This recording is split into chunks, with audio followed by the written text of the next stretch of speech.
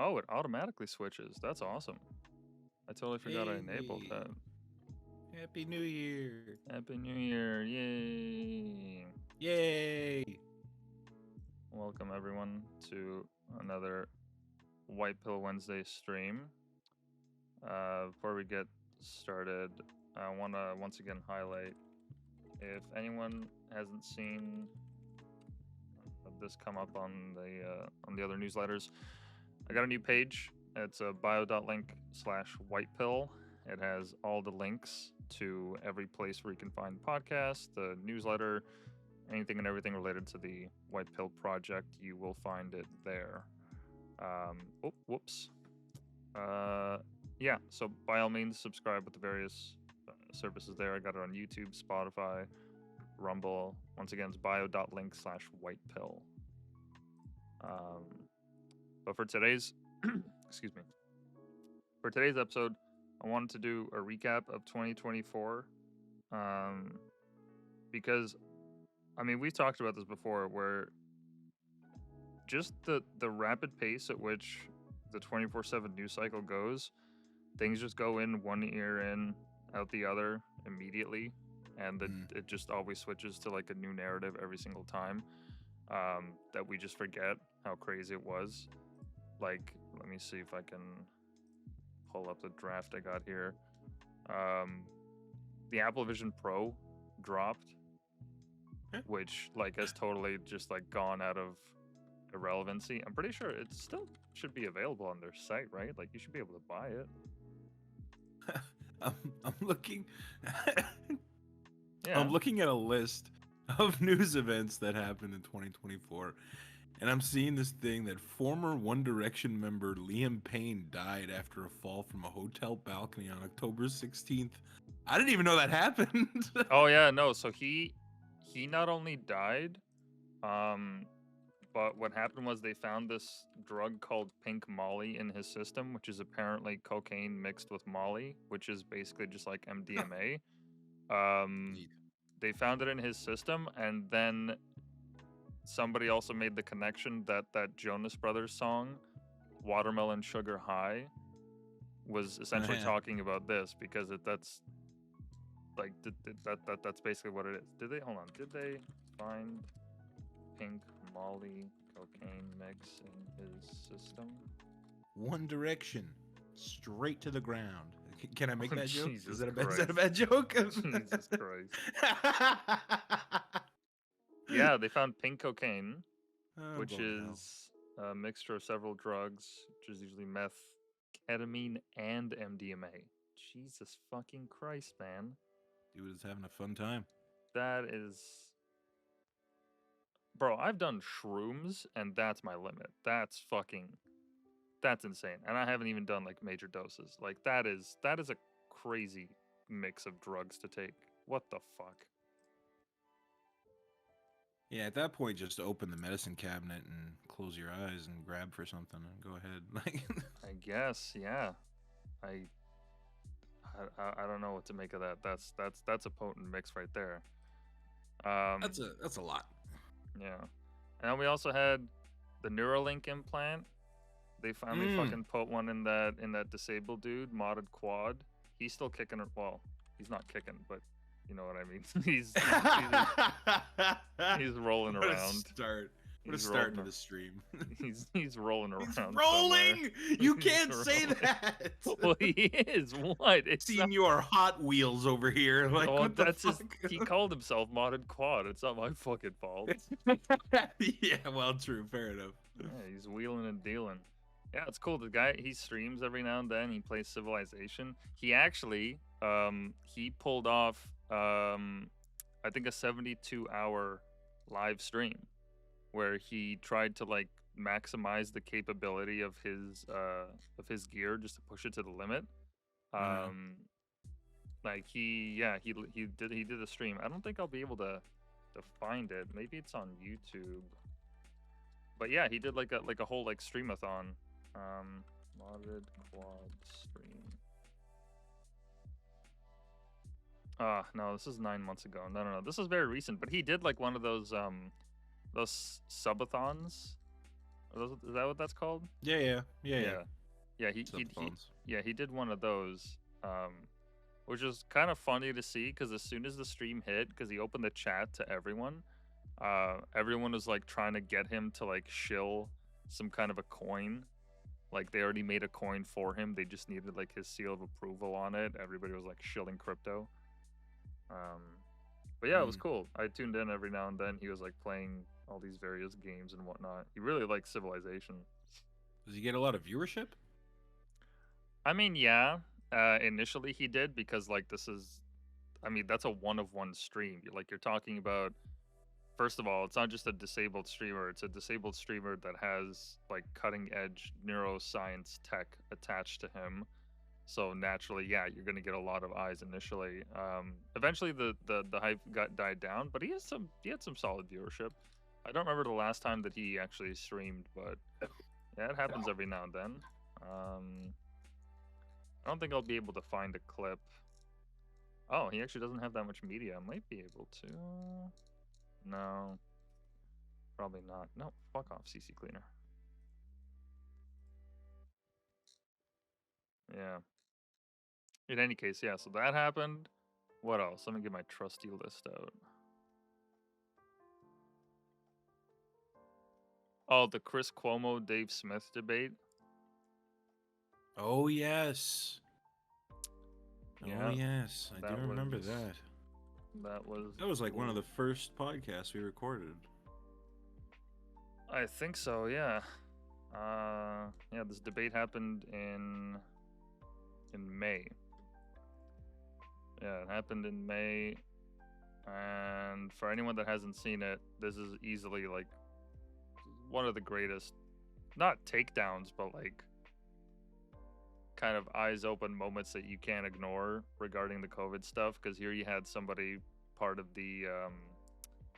uh, the mainstream media conglomerate actually having his feet held to the fire regarding what he said during COVID and what was done to people during COVID by someone who was a spectator to it all and went through it. It was like the first time that we got like some actual like, I don't know, not accountability, but they weren't in a room where they had hearings. It wasn't official. There wasn't any like lawyering or any talk that you could use to get out of the situation. Like there was no weaseling out of it. He himself just, I don't know why he would agree to such a thing, but he did. And then we got to see just how not stupid these people are, but like just how easily their argument falls apart under like the lightest of scrutiny. Yeah. Like Yeah, that was no, a he gets absolutely dismantled. yeah, it was a completely mask off moment for the mainstream media because now he was placed in a position where he doesn't have a teleprompter, where it's not on his turf. There was no lifelines for him whatsoever. No, none. The audience was against him. I mean, everyone was really against him, and rightfully so. Like I mean, come on, man. The stuff that you were saying during COVID, like it. Not only did it not like prove out to be true, but you were absolutely slandering Joe Rogan for what? Mm-hmm. Yeah, so that was certainly a highlight. We also had the launch of the enhanced games. Well, not the launch, but they got more hype over it, and they're slowly but surely making their way. Yeah, they're going to all these various conferences, talking about the project. I wonder when it's going to go up. Oh yeah, for anyone that doesn't know, the enhanced games, this is a private enterprise that's supposed to essentially surpass the Olympics by making it legal for athletes to dope. And they've already gotten a bunch of athletes and sponsorships to sign on, so there is interest in this. It's going to be more likely than not like a global stream, which isn't tied to any one area or the other. So you'll be able to see matches from all over the globe without having to go there yourself. And on top of that, every doctor that's going to be dealing with these athletes, they have to put their protocols out in the public. So they're going to open source the whole thing.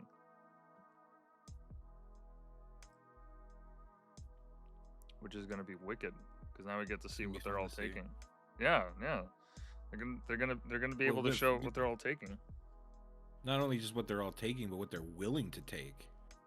Kind of fucking drug regiment they're willing to put themselves on to be absolutely juiced. Yeah, no, it'll be good. It'll help push the boundaries of science because that's like really. I mean, a Gonna help public. push the boundaries of humanity, man. If I can throw a shot put ball into space, I mean, why not?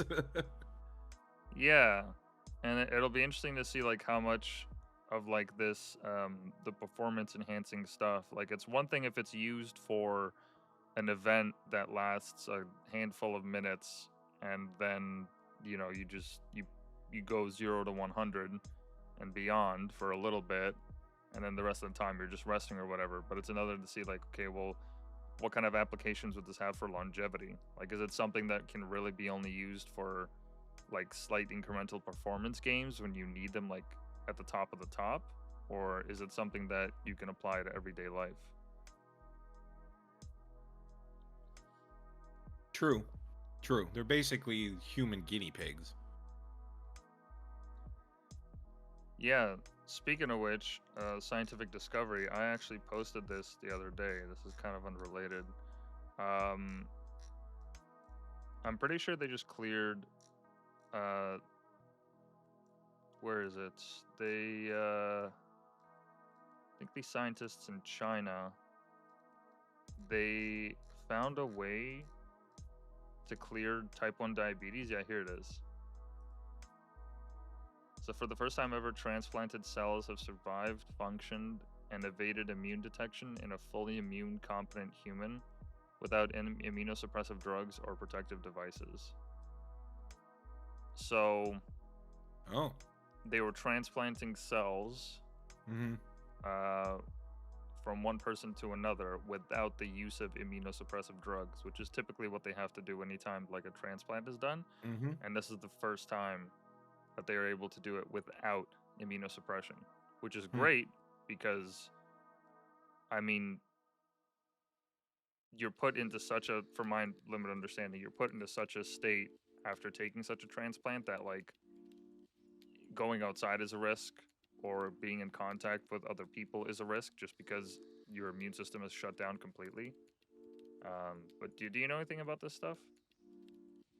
Yeah, well, basically, it's whenever you have a transplant of any kind, the body sees it as a foreign entity, so it tries to fight it off, right?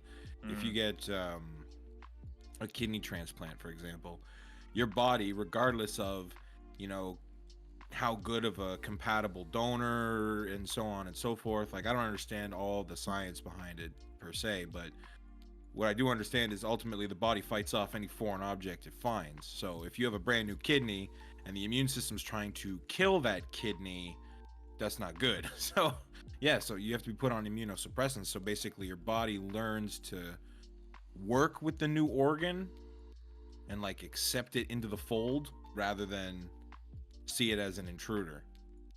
So that's essentially what it is. So what you're saying basically is that we don't have to do that anymore. What we're doing is we're finding a way to teach the cells of the body to recognize this whatever foreign entity you're placing inside the ecosystem as a part of it right out of the gate. And like you said, that does, get rid of the risk of infection and sickness and so on. Because yeah, your immune system's shut down. So that's just a yeah. big step in healthcare, if nothing else. Well, Vittorio also comments here that apparently type 1 diabetes, it destroys insulin producing beta cells and islet cell transplants. So the procedure to cure the type 1 diabetes or to at least abate some of the symptoms, it needs risky lifelong immunosuppression. But now these engineered cells dodge the immune system altogether and they produce insulin without any issue, therefore no rejection, and then no need for lifelong drugs. Oh, I got you. Yeah, yeah. Yeah, so this That could makes sense be to me. this could be used to help with autoimmune diseases or organ transplants. No more issues with matching or rejection, which is I mean, my immediate thought when I heard about this was the global black market for organs is gonna explode. Good point. Like now, if you Good don't point. have any issues with matching or rejection, then doesn't that just mean that there's gonna be like it's gonna be more accessible? It's gonna be more accessible to people. Yeah, but here's the thing: if I don't have to wait for a match anymore, Mm, you know, then the hospital can just give me whoever's heart or whoever's lung or kidney or liver. You know, true. so it may completely quash the black market. You know, I Yeah. don't know. I couldn't say one way or the other. It's the No, same you're thing like right. with talking about legalization, right? Of weed. It's like, is it going to destroy the black market? Is it going to help the black market? Depends how good legalized weed is. Yeah. Well, Yeah, no, it it's depends true. on I how mean, good that lung is sitting in the freezer. well, yeah, no, it depends how it depends how accessible the current system is. Because if the system is accessible enough and it's cheap enough, then there's no need for an alternative unless you're looking for like a fucking pig heart or something. But if you're not, Hmm. then what's the issue? Yeah, so you're right. This could actually like this would wipe out or help at least shrink the black market if more people can just get organs. But then also like once again, is that constrained by like how quick can the surgery happen and which countries are the best for this? Which ones have the best doctors? So Yeah, how long do you have to live and so on? And yeah, yeah. there's still a shortage of organs regardless. Like there's more people that need it than we actually have. So Exactly. that's what I'm saying. It's still kind of up in the air. Yeah, it would be interesting to see. But yeah, just something I stumbled upon recently. There was another story that he shared regarding some other finding. Let's see if I can. Oh no, that's different. It's social isolation. What else happened in 2024? You said you had a list there that you were pulling up. Well, I just had a list pulled up from Perplexity. Oh, Assange was freed. Julian Assange was freed in 2024, Mm. which was Oh massive. yeah, the Baltimore bridge collapsed in March. Remember when the Oh yeah, tanker hit the bridge in Baltimore? yeah, that was really weird. It's still weird. I never heard anything about it afterwards. Yeah, let me actually hold on. Let's skip Assange for now. Yeah, the Baltimore bridge collapse. That one was a weird one because like, what was even the mistake? Like, how do you fuck that up? I don't know. That's the thing. I don't remember actually hearing all that much about it. I just remember the headlines being like, "Oh, the bridge collapsed because tanker ran into it," and so on and so forth. I didn't even hear anything about the investigation that, proceeded.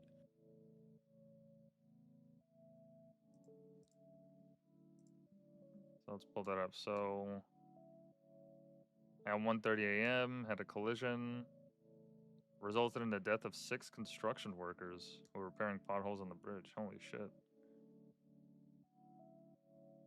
Oh, it Triggered was by a the bad day for those guys. Singaporean flagged Yikes. container vessel, losing power and striking one of the support pillars.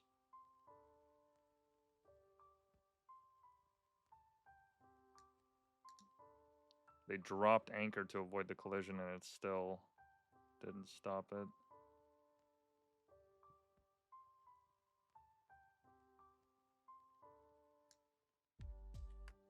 Oh wow, the economic impact was initially estimated at 15 million per day. Jeez. Just because of the loss of the bridge?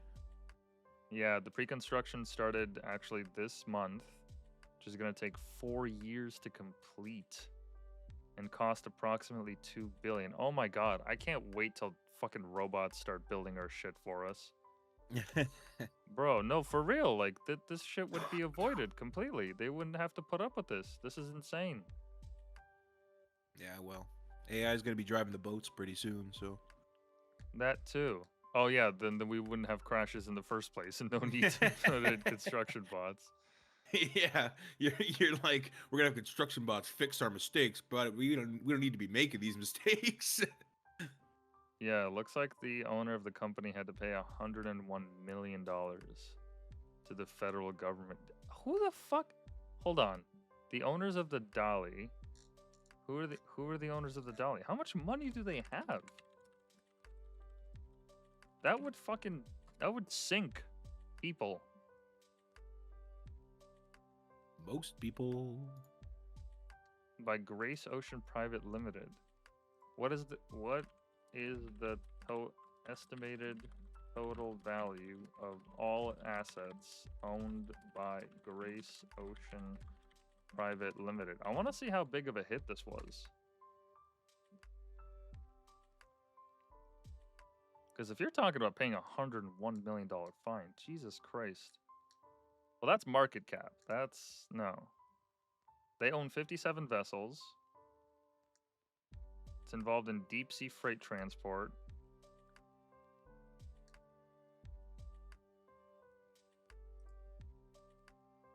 Okay. Take a guess. Doesn't have to be accurate. I gotta hold this fucking AI's hand to give me this. Come on. What the hell? What? Oh yeah, I totally forgot that they did this. What? Sorry. No. It's I'm looking through some of the scientific kind of breakthroughs. Whoa! A container of that size, this one here. Mhm. How much do you think it is?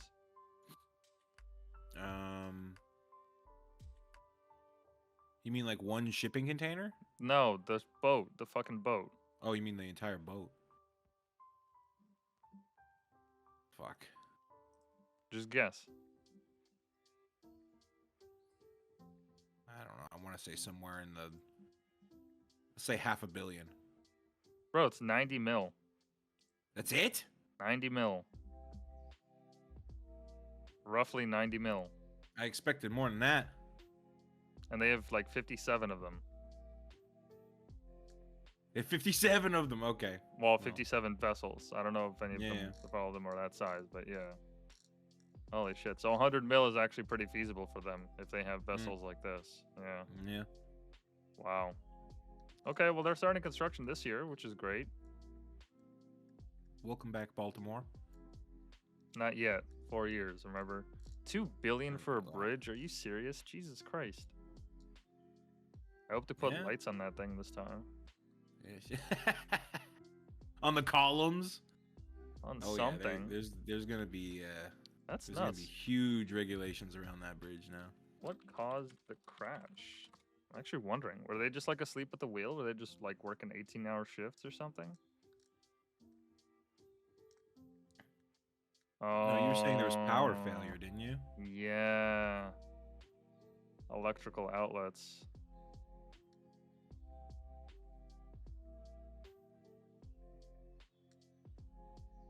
Investigators found a loose electrical cable that may have caused power issues. The loose cable was located in a crucial part of the electrical system and could have created an open circuit, leading to a breaker activation. And at approximately 1:25 a.m., when the dolly was about half a mile from the bridge, electrical breakers tripped, causing a power loss and the main propulsion diesel engine to shut down. Oh, so they just couldn't drifted steer into it. They just couldn't steer it. Wow. Yeah.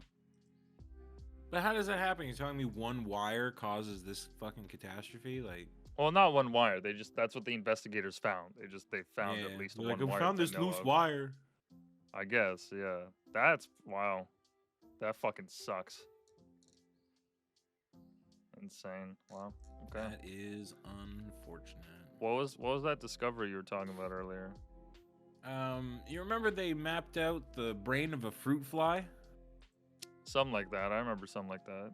Yeah, completely forgot about that story. I saw that. They mapped out the neurons of a fruit fly. And like the amount of neurons would like span the world twice over or some shit. I don't know. It was something ridiculous like that. Man, nature's weird.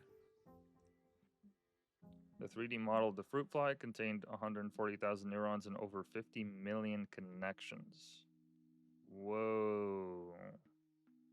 Hell does a fruit fly need 50 million connections for? The eyes, I would imagine. Whoa. The 3D models were made from the brain of a dead fly, sliced into 7,000 separate 40 nanometer sections. What the? How do you even do that? A Because whole fly brain is less than 1 milliliter wide. Sorry, millimeter wide. we're measuring brains in milliliters. Yeah. The research well- analyzed 100 terabytes of images. Bro. Holy shit. On a single fly whose brain is the size of a millimeter. Yeah, that'll make you believe in your creator, huh? Holy shit. Yeah, How do we're you not even even get, like- close. We're not even close to discovering shit about the human brain. My god, dude. Holy What the fuck, bro. fuck, dude? But we just mapped out a fruit fly's brain and it took how many terabytes? 100 Fucking- terabytes. Yeah. On a fruit fly. Wow. Okay, well, can I see the 3D diagram? Oh, here it is. See the... Okay. Is this it? Scientific American? Oh, I want to see, like, the whole thing. Where can I see this? Yeah, those are mapped out similar images brain? to what I had seen. Yeah, but I want to, like, actually, like, play with a diagram. Unless Oh. they didn't open source it. Yeah, here it is.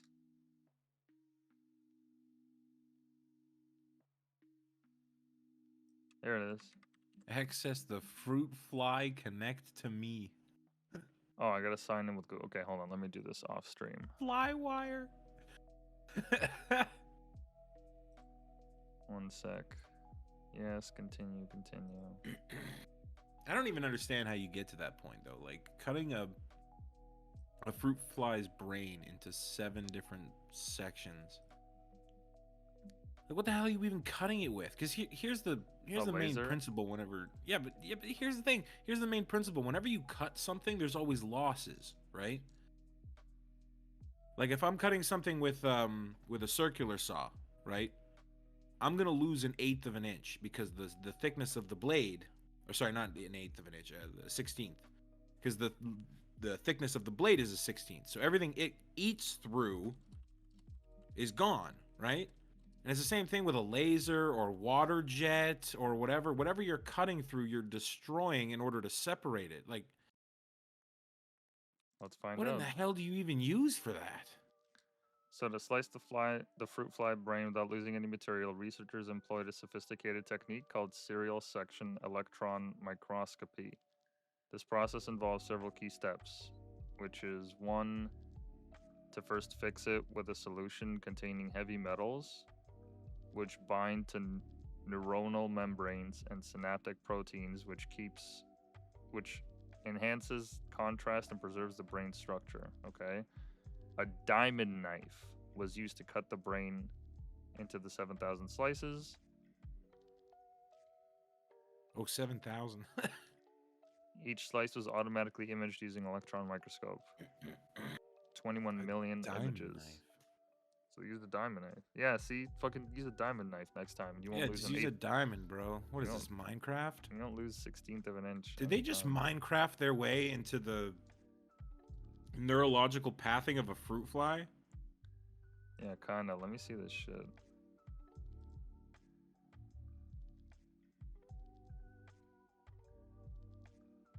What the fuck is this?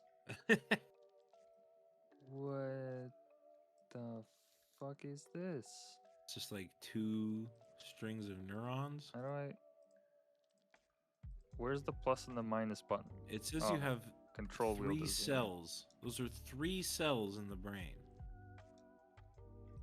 Bro, what is this? So what, you got even? yellow, a green, and a blue?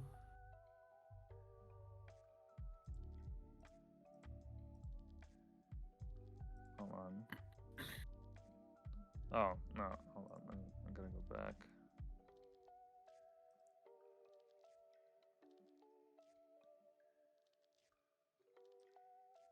This is the photoreceptors. This is nuts, man. That's crazy, eh? What the fuck? For anyone that is curious to visit this and is listening and not seeing this, if you go to codex.flywire.ai, you'll be able to see it for yourself. Just got to sign in with your Google account. But this is, whoa.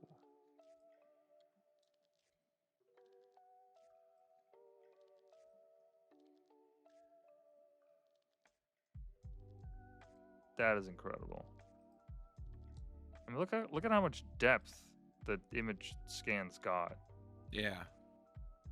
Whoa. 7,000 pieces. Whoops! I just cut out a piece. Well, I hope that wasn't just killed a important. fly. I can't control Z. Okay. Whoops. Oh, The fly shit. just lost motor function. Fly forgot the letter P. You just watched a fruit fly smash into your cupboard door. That's what happened. Oh, Just there goes. accidentally deleted that cell. And there goes all the Friends reruns he's been watching. Oh yeah, there it is. Wow, that is crazy. Well, because bugs are fucking weird like that, man. Like the fact that, what was it? I think I saw a video where somebody put a spider in a vacuum. I think it was a vacuum. Was it vacuum or was it 0G? I think it was a vacuum. And it's like, it's perfectly fine. It's perfectly happy. So they did the same thing with flies too. They're like, they put them in a vacuum or whatever. And they're, oh yeah, no, they're perfectly fine. I'm like, do these fuckers have lungs? Damn. Yeah, this is like one of, I think the exact video. So the fly dies. Okay, maybe. So the fly dies when there's a vacuum. Okay, well. Oh, he's. Oh no! Well, Oh no, see, he's fine. Yeah. Well, no, he put his hand in, which means the vacuum is not. It's not an actual seal. Yeah, but this is after the vacuum, right? After they released it. The fuck? Yeah, see, and they put him back outside. I mean, he's not. Oh, yeah, he got some movement. He's moving. Interesting. But like, I was microwaving something the other day, and when I opened the door, there was like this one fruit fly that like ran out of the microwave, and I was like, "What the? Okay, first of all, what the fuck you were doing in there? And second of all, how are you alive? Because I just like obliterated you with microwaves." He fucking dodged them, dude. Dodge? Oh yeah, He no, dodged the this guy microwaves. plays Dark Souls, man. No, You he ever did seen the that fucking? No, he did that trick where like if you're in a falling elevator, and this works, folks. Okay, this works. If you ever find yourself Jump. in a fall, yeah, and you jump at the last second, gravity won't hit you. Gravity won't hit you. Missed me with that gay shit. Gravity. Whoa. That's right. Yeah, what were we saying about the spider? Something Dark Souls? You ever see that meme of there's a guy standing on a curb, and somebody comes over and it's like pouring rain, and somebody comes over and tries to give him an umbrella, and he puts his hand up like no thank you, and then he starts fucking like dodging between the raindrops at like hyper speed, and they're like people who play Dark Souls who have mastered like the rain's like attack pattern. That's on another What you're level. talking about with that fly in the microwave. That's on another level. So apparently they don't have lungs, but they do have holes, which act as lungs.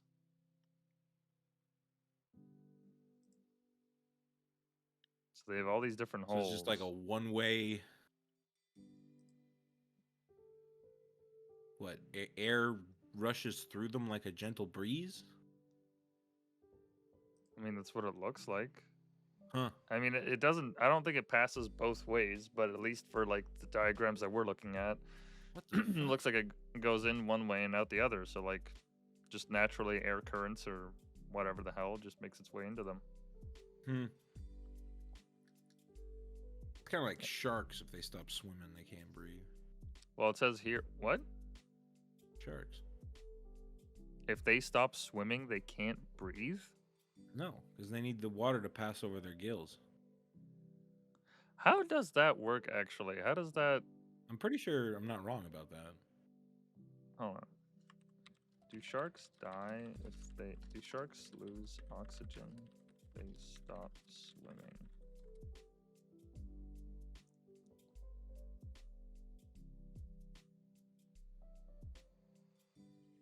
There's two main types of sharks when it comes to respiration. Obligate ram ventilators, which rely on a method called ram ventilation when they force water over their gills by swimming with their mouths open. If they stop swimming, they cannot effectively pump water over their gills, leading to a lack of oxygen intake and potential suffocation. So yes, you are correct on I'm that. half right. No. Well, you're definitely right on that. There's just another type where they can breathe while stationary. They use a method called buccal pumping, where they actively draw water into their mouths and over their gills using cheek muscles. Oh, interesting. You know, it's funny. As soon as you said drawing water into their mouths over their gills using their cheek muscles, I imagine, like you've seen videos of sharks and you can see some of them like how their cheeks move, and I'm like, oh, that's what the fuck they're doing. I immediately pictured it as soon as you mentioned their cheeks. You know, them shark cheeks though. Look at those fucking sharks.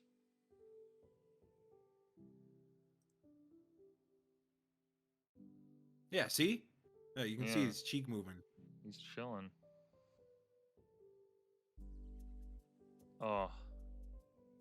Fucking sharks. I would love to have a nice encounter with a shark. Just have it like swim by. Yeah, and give it a little pet. That's a shark? What is that? What, this? No, this is an octopus. Okay, I was gonna say, what the hell kind of shark is that? No, that's an octopus. Fish are so silly. Big fucking whaling sharks. The hammerheads is what got me every time. Like that, what a stupid design. Goofy, eh? Just so fucking goofy. Look at that fucking thing. It's for a reason. Look at it. Yeah, that thing is weird. Reminds me of Sid from Ice Age. His eyes way too far apart. Absolutely. Absolutely. But yeah, fruit fly. They modeled out the brain of a fruit fly. Yeah. We did that. That was wild. What else you got on that list there?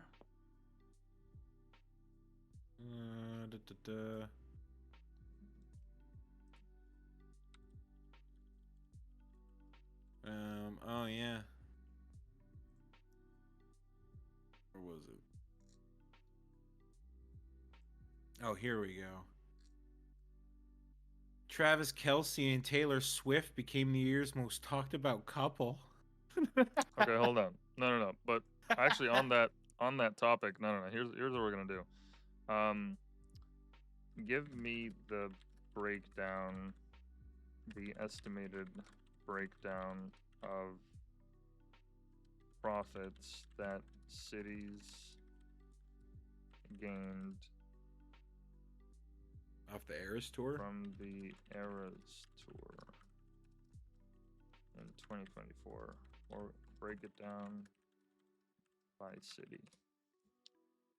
It probably won't give me the full amount, but it might give me an approximation.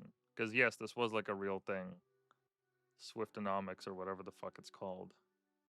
Swiftonomics. Well, it doesn't surprise me because I had a family member that was in the area in Toronto when they were when they were selling merch, and she told me that the fucking hoodie cost like $60 or $70, which is nuts for a hoodie to pay like in a store, even on a tour. Like that's an absorbent amount of money, and they had lines going on for hours. That's actually pretty cheap for what I considered it. Like band merch is always super expensive whenever you go to concerts and whatnot. But so the estimated profits in millions for Miami, it's 80, New Orleans 500, Indianapolis 100, Toronto 282, and Vancouver 157. Wow. Yeah, that'll do it. That's nuts. That's the thing. It brings in a lot of people, right? Yeah, I mean, Like even when I came down to Toronto, there I happened to come during the tour dates, and it was a sea. look at even how the buses went. It was a sea of Swifties, man. It was literally a sea of Swifties.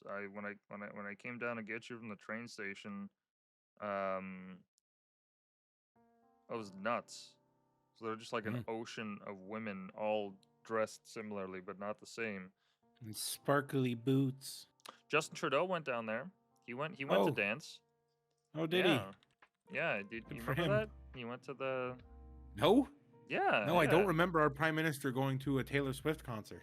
Yeah. He went to the Taylor Swift concert with his daughter. Here he is.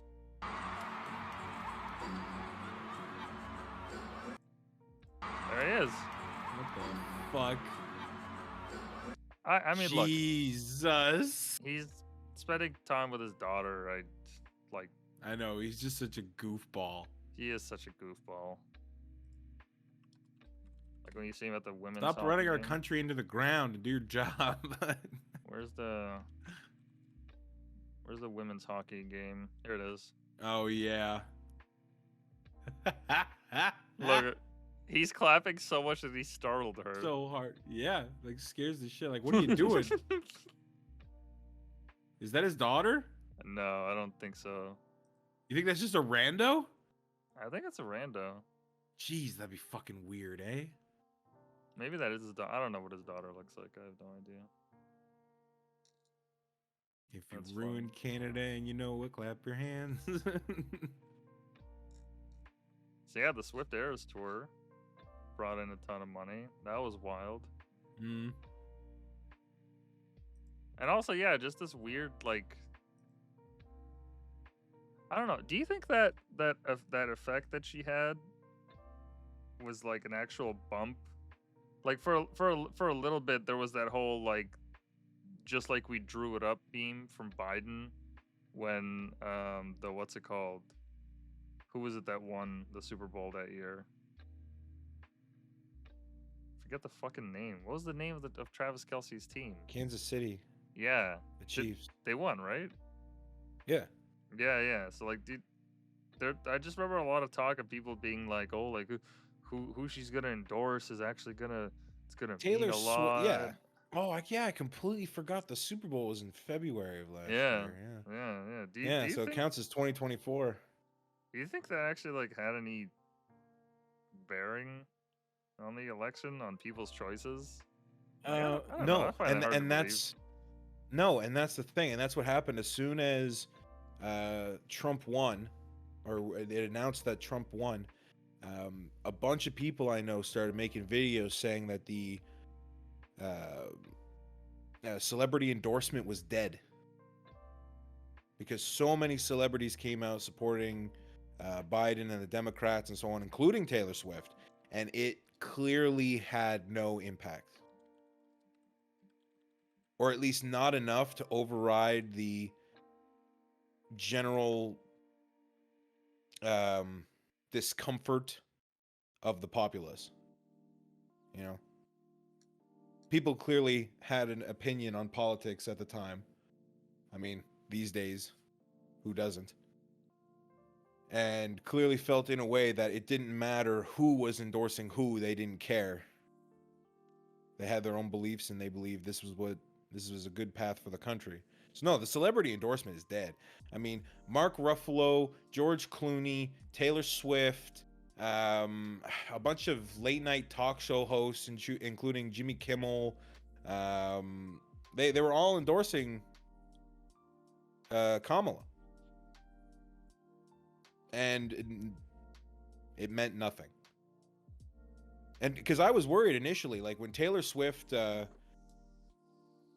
first announced her support for the Democrat Party, and there's that whole video about her like talking about getting into a fight with her dad because her dad is a Trump supporter and he doesn't understand how bad the world is and how bad the Republicans are and blah blah blah blah blah. Like, there was a lot of talk about, oh, you have a whole generation fans who are of voting age now, and they're like absolute favoritist person in the whole wide world is telling you to do something, well, that could have power over the vote, right? So initially there was that concern, but after the election happened, no, I don't think it meant anything. I don't think it meant anything. And the one that I was most surprised by is like Eminem going for Kamala Harris, which that is the last thing that I would expect him to do. That was wild. I thought he was like anti-establishment as all hell, and yeah, you'd expect him not to pick a side over, anything else. Like, for a man who doesn't believe in like the what is it? Is it the Grammys? For a guy who doesn't believe in the Grammys, and is completely anti-establishment in the entertainment industry, you'd expect him to give the big fuck you to politics, But he has come out a lot and like made fun of Trump in his music. So I don't know if like it's an image thing now where like he picked a side, he called him Agent Orange and everything, and now he just has to go with his decision. Like, I don't know what he's doing.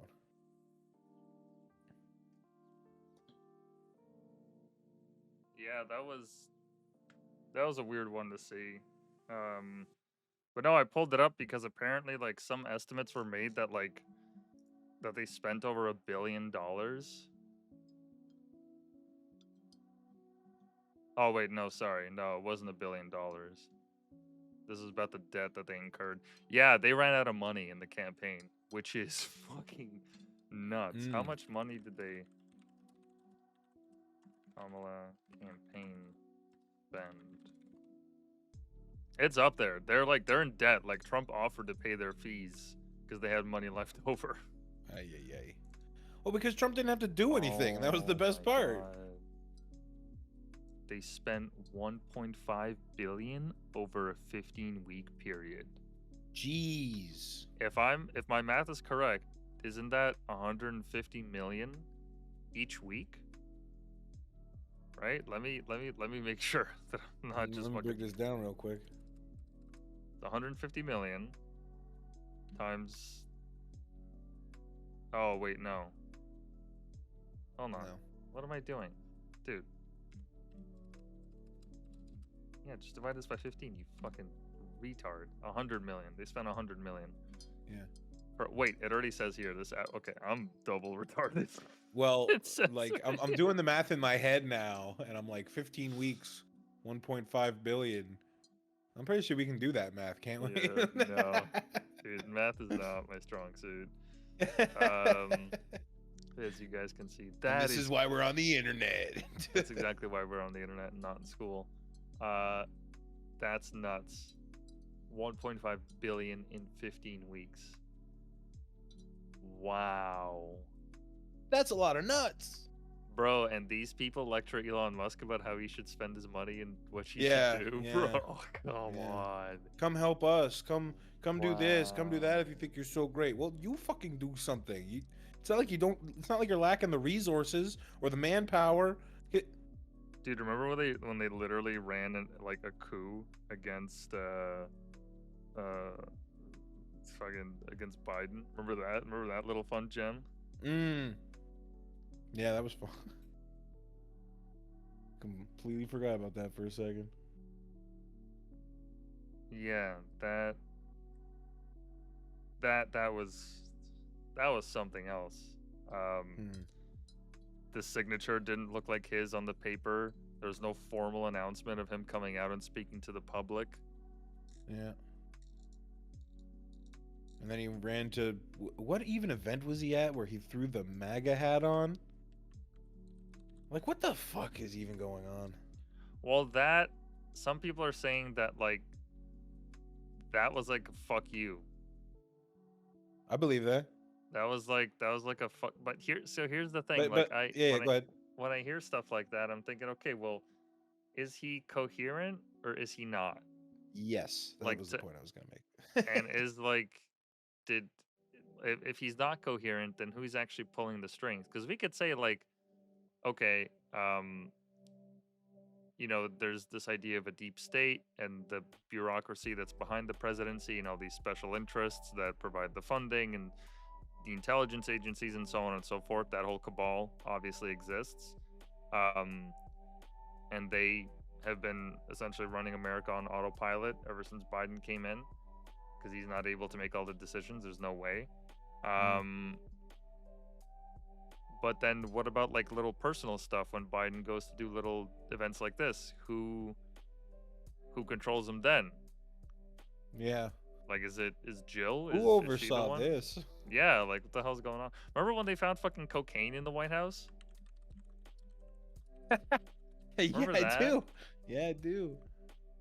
They found cocaine in like one of the more like secure rooms. Oh, did somebody have Hunter over? Dun dun. No, Hunter had somebody over. Yeah. Yeah, his dealer.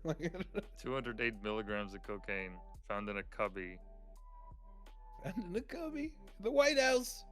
Wow. Truly, the White House. Hold on. Did they find the owner of the cocaine? Because They probably fired some desk jockey or something. Well, no, here's the thing. Like, imagine your Secret Service and you stumble upon that. You're like, oh, cool, white mystery powder in the White House that we don't know who the source is or what happened. And they find this in the middle of an event. Like, that's I mean, like, all jokes and like Hunter Biden bullshit aside, like that's a security crisis for the Secret Service. They're like, okay, is this airborne? Has this already been mixed into something? Like, when? Yeah, true. How long has this been here for? Yeah, it's a massive security risk. Yeah. Like, you find a mystery white powder near the most powerful people that are running the U.S., quote unquote. Like, what the like? That's a risk, man. I would have a heart attack if I was a Secret Service agent and that happened. Yeah, no, I didn't really consider that, but you're absolutely right. They didn't develop latent fingerprints and there was insufficient DNA. Yeah, okay, sure. This cocaine, what? It was handled with white gloves? Yeah. Hey, man, that white glove cocaine, you know, that premium delivery service. They closed the investigation 2 weeks into it. Wow. So we're not even worried about it, I guess. No, we're not. We ain't even scared. It's fine. That is nuts. That's nuts.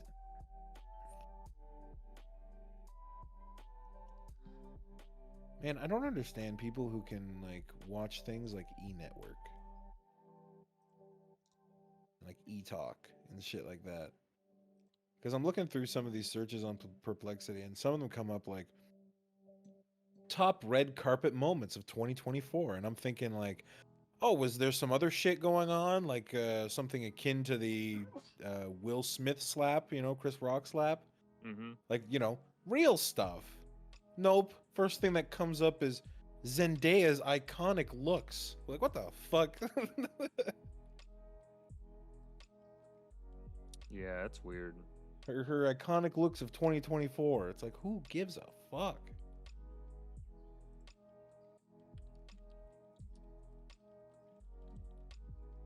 What else you got on that list there?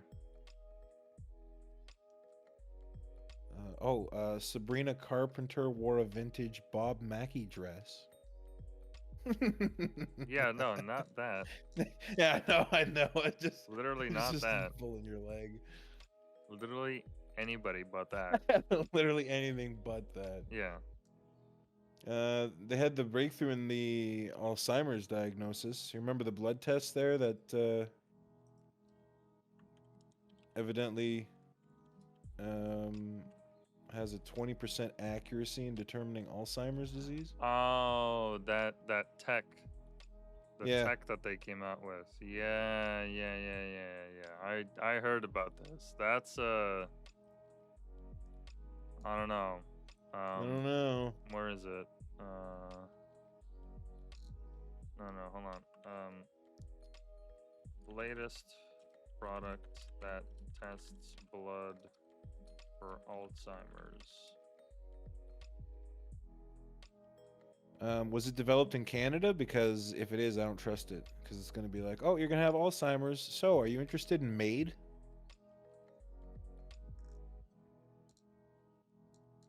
Diagnosed potentially with Alzheimer's? Why not? Try killing yourself.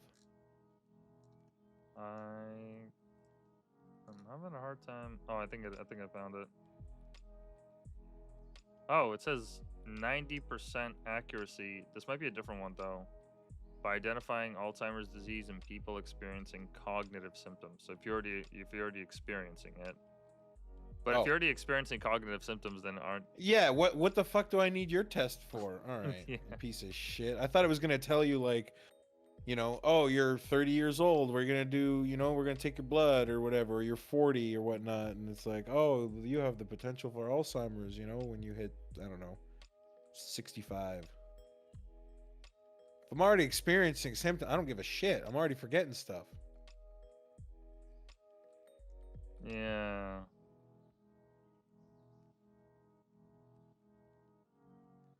But there was that other recent story. This wasn't in 2024, where that one guy that like he published the majority of the papers in the field of Alzheimer's. It came out that he was actually like outright falsifying data.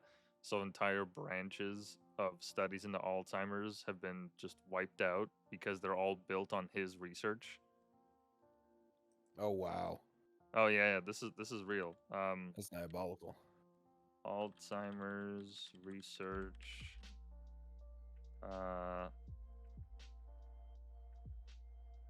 Scientists lied about data scandal.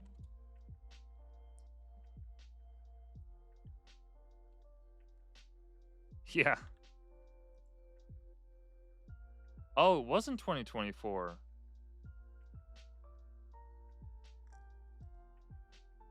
Oh, wow. Holy shit. So this wasn't 2024. Yeah. Yeah, he defrauded the U.S. National Institute of Health of approximately $16 million in federal grant funds.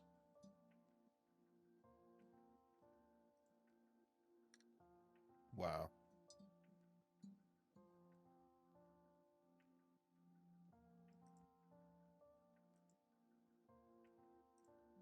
Yeah, is this it?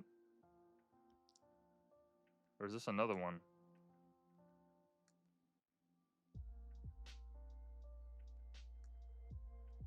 I'm getting lost in the fraud.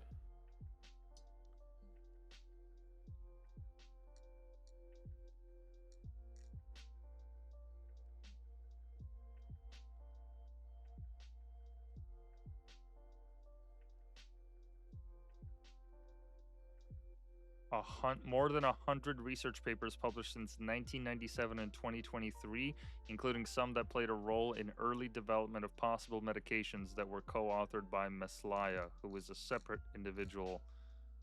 There's another one that defrauded them of 16 million. His name is, where is it? Ho Young Wang. I think I pronounced that right. Don't know why I laughed at that, but okay, I'm gonna let that Yeah. one go. You don't know why you laughed at the silly man's silly name. Yeah, me neither, dude. Yeah, well, I he's a wouldn't fraud, dare. so fuck him. I don't care. I wouldn't dare laugh at his name. Never. No, Well, he's I a wouldn't fraud. dare. I'm not laughing, but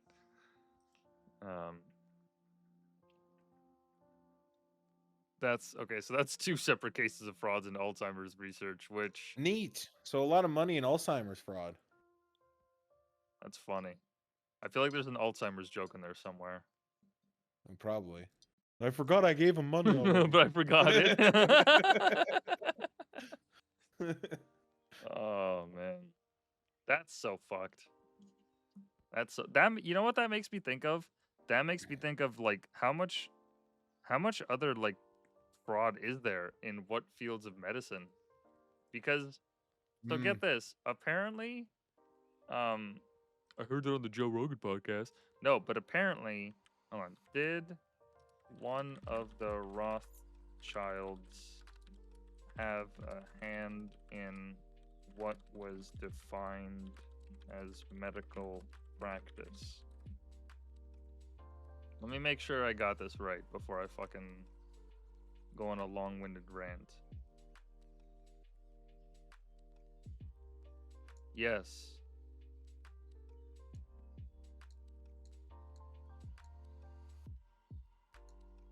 No, no, no, no. This isn't it. So there's a podcast episode with JRE. Give me a second. I'm gonna find it. Where these two, I think they were both doctors. I'm fairly certain. I think it was a brother and sister. Weirdly enough. Hold on. Where is it? Oh, are you fucking kidding me? Hold on. JRE What are you episode. talking about? Women can't be doctors. That's a joke, by the way. I'm totally joking. No, he's being for real, folks. Yeah, that's it. Oh my god. I'm not gonna find it, am I?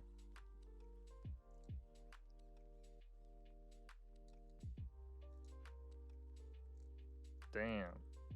I don't think I'm gonna be able to... Actually, wait, no, no, no, no. Here it is, yeah. Callie means and Casey means.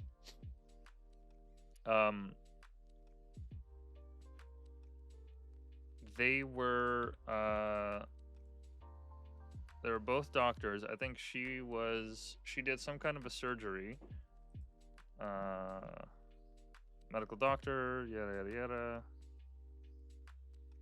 Yeah, she was a surgeon. She was a surgeon that quit the profession. What did he do?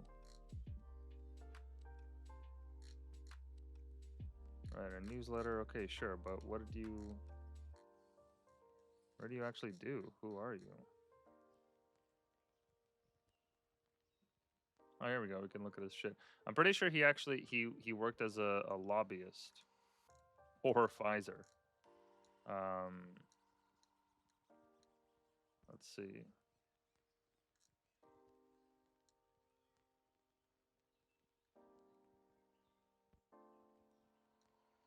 Account supervisor. Director.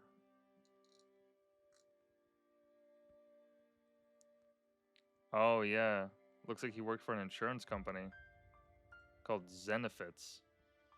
Oh, no, it's human resources. In any case, both of these guys, girl and guy, brother, sister, I think, unless it's a weird coincidence they have the same last name, they revealed that apparently one of the Rothschilds had a lawyer draw up and help create a campaign to define homeopathic medicine as not medicine, and that he helped shape it so that the way that medicine works these days is it goes for treatment and not trying to get at the underlying causes. So instead of actually like recommending like, hey, maybe you should like get some sleep or some exercise, here's a gym membership, what have you. No, it's you got to take this pill, you got to do this will abate those symptoms, but then if you have these side effects, you can take this kind of medication. Oh, and there's also a trial we can sign you up for, so on and so on and so forth, because that's more profitable, because the person has to keep coming back to you, right? It's cheaper to recommend Ozempic and to buy a gym membership than it is to tell someone to say, hey, take Ozempic all the time for the rest of your life. Yeah. Right. But let me find the actual story, because it is true. The Rothschilds were actually connected to this. Which of the Rothschilds specifically helped remove homeopathic medicine from the profession of medicine? Because it sounds like a conspiracy theory, but it's not. He's crazy. Don't listen to him.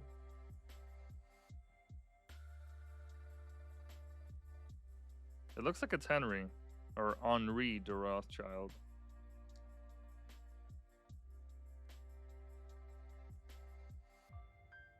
Yeah, I don't know the whole story, but that podcast episode is worth listening to for anyone that's interested. That's the number 2210. But they essentially outlined just how bad the health insurance and all that scheme is, how medicine works, how many people are turned down on a daily basis. Like I heard a story today of a doctor getting pulled out of a surgery to deal with health insurance. Like she got pulled out of a surgery because her client. Yeah, here it is. Here's the video. Wait, hold on. Gotta mute this. There we go. It's 2025 and insurance just keeps getting worse. I just did 2 bilateral deeps and 2 bilateral tissue expanders for patients.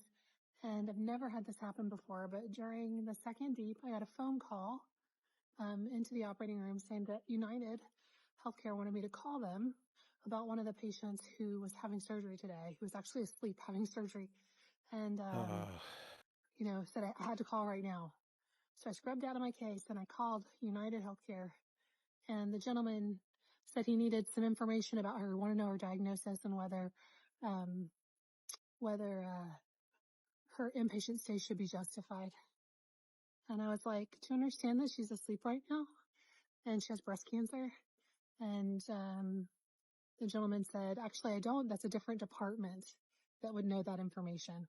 Speaking on, and I was like, well, she does need to stay overnight tonight. And you have all the information with you because I got approval for this surgery, and I need to go back and be with my patient now. But yeah, it's out of control. That's nuts. I actually couldn't hear the video coming through on Discord.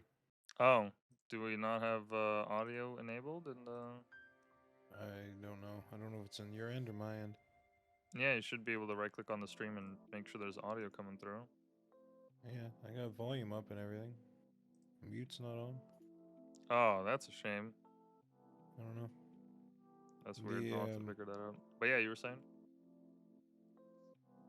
It's funny we're talking about like health insurance and all this because where the hell? There we go. There's a song this guy made. I sent it to you on Discord there. Jesse Wells. This song was circulating a little bit. Oh yeah. About the United Health thing. You see this? Yeah, I've seen it. I don't know why, but it's been living in my head. A person and a chair, and you paid for it all, though you may be unaware. You paid for the paper, you paid for the phone, you paid for everything they need to deny you what you're owed. There ain't no you in United Health, there ain't no me in the company, there ain't no us in the private trust. There's hardly humans in humanity. Now the procedure that you're needing ain't the cost-effective route, and only 2% of people end up winning a dispute. So if you get sick, pray to God for help, cause your doctor's gotta pray to United Health. Way back in 77, Mr. Richard T. Burke started buying HMOs, putting federal grants to work, made 50 billion buckaroos. Last year the Warren Buffett of health, the Jeff Bezos of fear. Now CEOs come and go, and one just went. The ingredients you got, bake the cake you get. But if you get sick, cross your fingers for luck, cause old Richard T. Burke ain't giving a fuck. Commoditized health monopoly. Nice. Nice. I mean, he's not wrong though. Yeah, that's a weird one, man. That's a real weird one. It's very I find it very strange that a system like that can exist, and it's so stratified and so separated that, I mean, what kind, like, those people that do that for a living, like, do they know what they're doing, right? Like, when they're not denying these claims, like, they're not lost from the consequences. Like, they're not disconnected from them. Not like the No, person well, is, but but it's the same argument we've had with Trudeau. It's like, okay, well, a guy can't be this naive. He knows exactly what he's doing, and that's the same thing that I saw Jordan Peterson say a little while ago when he was on Piers Morgan. Um, he said, you know, he has the classic line like, "I've never heard a true thing come out of Trudeau's mouth." And there's a point where you go, is this just, you know, ignorant negligence, or does he know what he's doing? And at a certain point, you go, no, they know what they're doing, 100%. yeah, it's wild to think that like that there's people out there that are just kind of just doing that for a living. They just deny claims, Mm-hmm. and you know, it's I don't think they get joy from it. Um, No, but it but takes a special breed to be a corporate lawyer, right? well, it doesn't. I don't even think it takes a lawyer because like who's like the person that makes that decision. I don't think is the same person that's making that call. Chances are like they just get their whatever staff, like they have like a notice staff, and the staff their whole point is like, hey, I'm calling you to give you this notice. Um, this is just what I've been told. This is the message I got to pass down. And they probably design it specifically that way so that getting to the person that's a decision maker on this is actually very difficult. Um, and they try to gum up the works. Like that's a known tactic to like to create so many different pathways for the phone that like you just get so frustrated and instead of actually complaining Yeah. to the person that's in charge of the whole thing, it's actually very difficult. Um, like I more often than not, whenever I have to deal with customer service, it's a fucking hassle. Like I don't want to call them. I don't. Like I really don't. There's very few times where I've called someone and they're like, "All right, we're gonna get this done in like the next 2 minutes." You know, it's almost always just a painful hassle. There's a language barrier, just something that gets in the way, and I can't imagine doing that with your fucking health insurance, dude. Yeah, no shit, eh? But it's funny that you mentioned that about the whole customer service thing, because I had to call Amazon um, the other day for my coworker there just to figure out like a charge on an order, and they put me on hold, and then he comes back and he goes, "Are you still there?" And I was like, "Yeah," and he goes, "Oh, okay, thanks for waiting. We'll be with you in 1 second there," and puts me on hold again. And I was like, "Were you just checking to see if I had fucked off? Like Oh to yeah. make your life easier? If I had just given up and decided like, nah, I just hung up the phone and it's not worth it?" Well, 100%.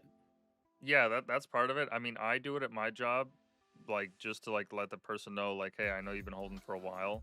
Oh yes, but your I'm job still is working on it. different. Yeah, yeah. Like I'm still working on it. Just want to let you know, like, you know, don't leave, don't hang up. I'm still working on your shit. So I don't know.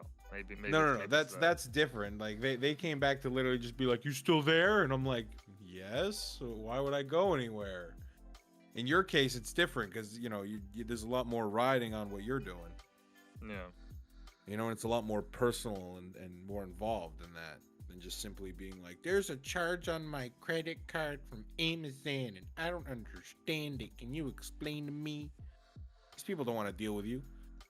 Ma'am, do not redeem. Do not redeem. I gotta pull that up. Oh fuck! It's Why so did you good. redeem? Madam, on. madam, listen to me. Listen to me.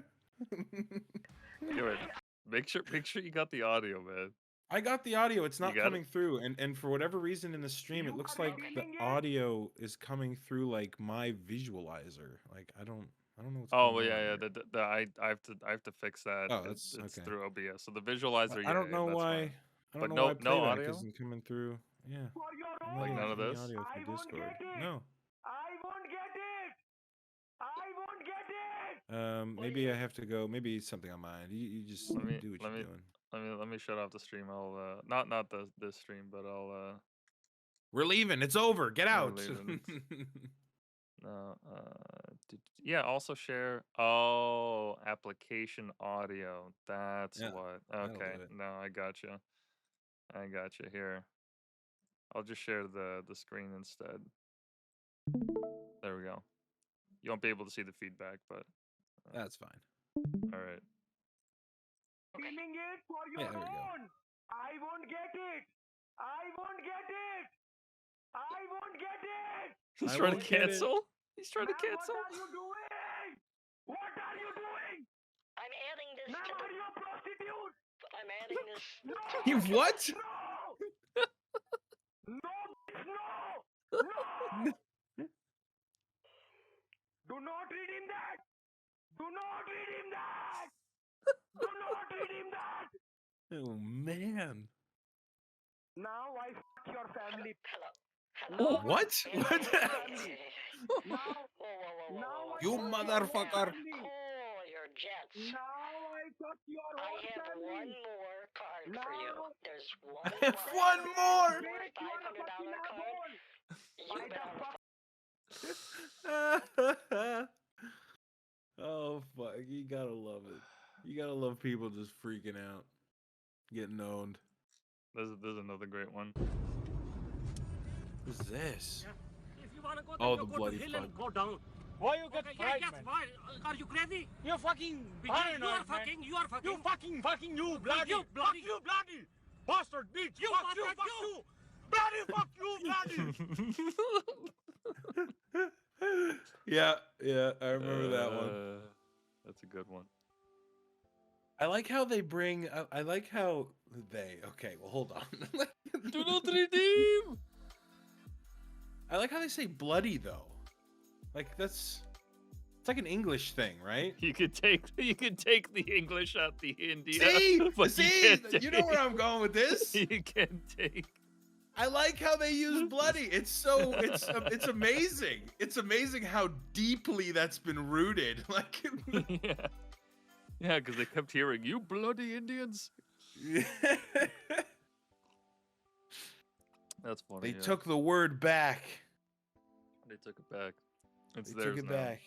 It's theirs now. They colonized it. You They won't colonized colonize me. I'll colonize myself. But yo, that fucking that Luigi Mangione shit. You know he posted a video on a YouTube channel like after the arrest. Let me see if I can find it. What are you talking about? Remember the guy that fucking shot Oh. the healthcare CEO, hence the shit we were talking about earlier? Okay, well, Oh, okay. Well, first of all, this is the first time I'm hearing his name. oh, you didn't even know his name? No, no. I didn't hear anything about this. Yeah, I didn't know where's- they found him. I didn't know what's been going on. I heard nothing. Oh yeah, okay, so they found him, and there's like all these weird conspiracies around the way that they found him. Let me see if I can Okay. find his, because he had a YouTube channel. Fuck, hold on, where is it? Is it in My his brother link took that tree? shit down. Oh my god, really? Yeah. Hold on. Luigi Mangione video. No, he auto scheduled a video to post on his YouTube channel. But now Oh, it's yeah. just all this weird No, I don't need this commentary. I want the actual. Where is it?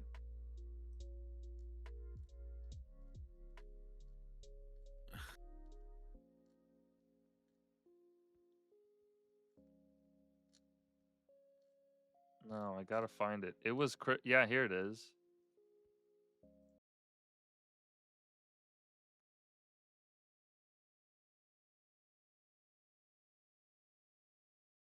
Yeah, he posted this video. Just has like a countdown.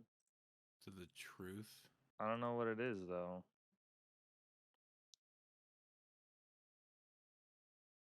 That's it? That's the whole video? Yeah. Soon? Yeah. All is what the fuck? Yeah, man. It was weird. It was really like it was like the day of his arrest and everything. Yeah, it was very strange. I don't know how he did that. Maybe he just like um scheduled it so that if he saw his name pop up in the like Google News alerts, it would auto schedule. I don't know how he did it. I know there's a way to do it, but Yeah. Okay, so if you don't know about this here, he was caught at a McDonald's. He was caught at a fucking McDonald's. What is the conspiracy theory behind Luigi Mangione being caught at McDonald's regarding a specific number? There's a conspiracy theory about the McDonald's he was caught at? There's a conspiracy behind the number 286. It's been linked to various aspects of the case. So, Mangione's social media banner featured the Pokemon Breloom, which has the Pokédex number 286. Okay. Right? 286. His former Twitter account reported that he had exactly 286 posts before it was taken down. The McDonald's where he was arrested is allegedly located 286 miles from the murder scene in Manhattan. What? Some people say that it's been linked to Proverbs 28:6, which states, "Better is a poor man who walks in his integrity than a rich man who is crooked in his ways." Oh. And in healthcare billing, denial code 286 is used when a claim is rejected due to failure to meet appeal deadlines. Huh. Yeah. That's a lot of coincidences. That's a lot of coincidences. Like, forget the Bible. That's pure coincidence. But like, Yeah, sure. You could do that with almost anything. You know, his but- Pokemon is like, okay, but all right. Well, like the Sure. Pokemon actively showing it is like, okay, you know, that's a good starting point. You know, yeah, it's actually number 286, sure. But then the rest of it is like, oh, so this shit goes like way deep. Yeah. And apparently the person that found him in the McDonald's isn't getting paid by the FBI. Hold on, did the McDonald's worker get paid for the tip? I don't think he got paid. Let's see here. Is eligible for the warden money but has not received payment yet. Apparently 50K offered by the FBI, 10K by NYPD. Oh, it's not dispersed until after a conviction. And a bunch of other stuff. But yeah, so he was found at a McDonald's. Did you see the photos of the perp walk? No. Like I said, I've never seen this Oh. guy. Never heard his name. I didn't hear anything after the shooting. Oh yeah, yeah. I saw the video in question of when he like removed his like face covering on camera immediately after, but Yeah. no, I check didn't out, hear about anything afterwards. Check out this fucking perp walk that they did with him. Let me see if I can find the video. Oh yeah, they give him the walk of shame. Oh no, dude, it's wild.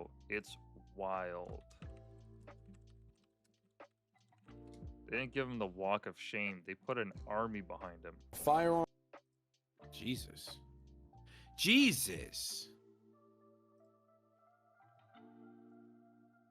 Yeah, dude. Hold on, let me see if I can find it. Caranignifilo.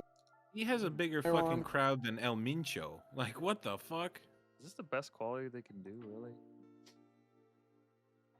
Look There at were that. less people around Pablo Escobar. Like, 1, 2, 3, 4, not Pablo 5. Escobar. Why? Who the fuck is? Oh, he's a photographer. El Chapo. There were less people with El Chapo. For fuck's sakes.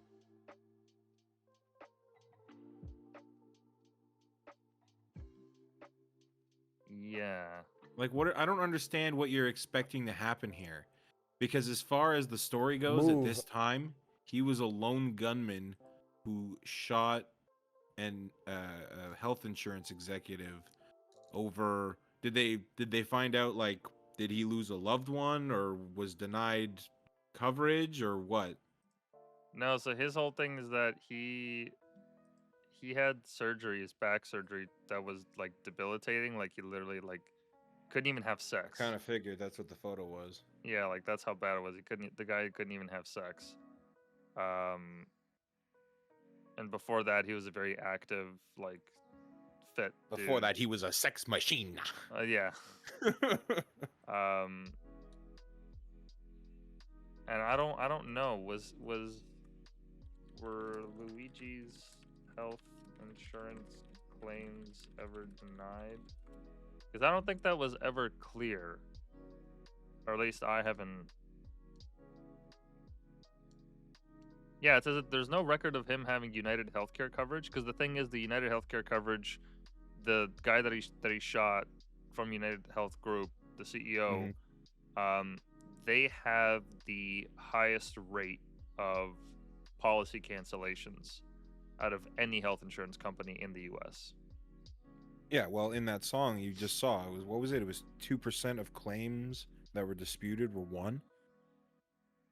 Well, yeah, that's different. That's when you dispute a claim. But I mean, like initial, Even like so, initial that's still a acceptance low rate. number No, for no, no. Yeah, disputed yeah. claims. No, 100%, 100%.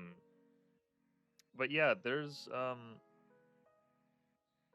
If your disputed claims success rate is that high, you are either really good or really bad. well, it says here there's no evidence to say either here nor there.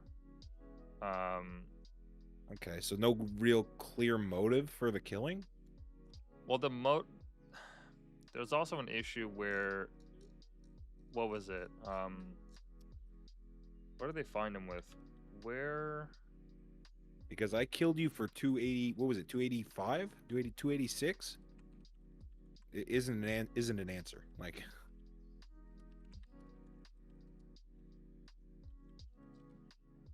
There was a book, I forget what it's called. I'm about to pull it up.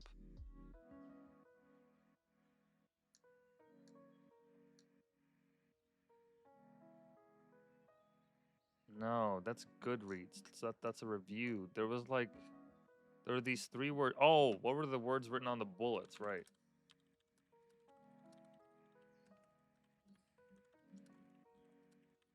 He inscribed on the bullets. Where is it?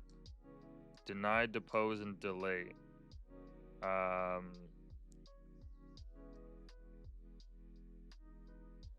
And this is based on a book that's hold on. Deny, depose, delay. This is based on a book that someone wrote. Oh, it's called Delay, Deny, Defend. Why insurance companies don't pay claims and what you can do about it. Yeah, it was a 2010 book written by a law professor regarding health insurance claims and whatnot. So there's a lot of weird connections in this whole thing. It's so all this very is very potentially strange. purely ideological? Nobody knows. We don't know. Nobody knows. There's not really. He did publish a manifesto, but it doesn't. I don't know. There's been some claims that it's not real or that it's hard to tell. Let me see if I can find it.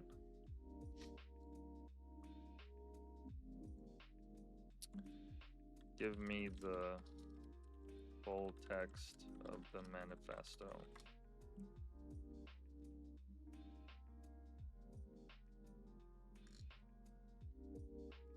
Oh my god, really?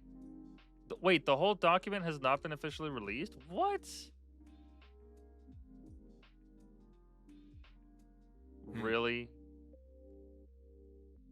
Why Yeah, not? so the story hasn't even come to fruition yet.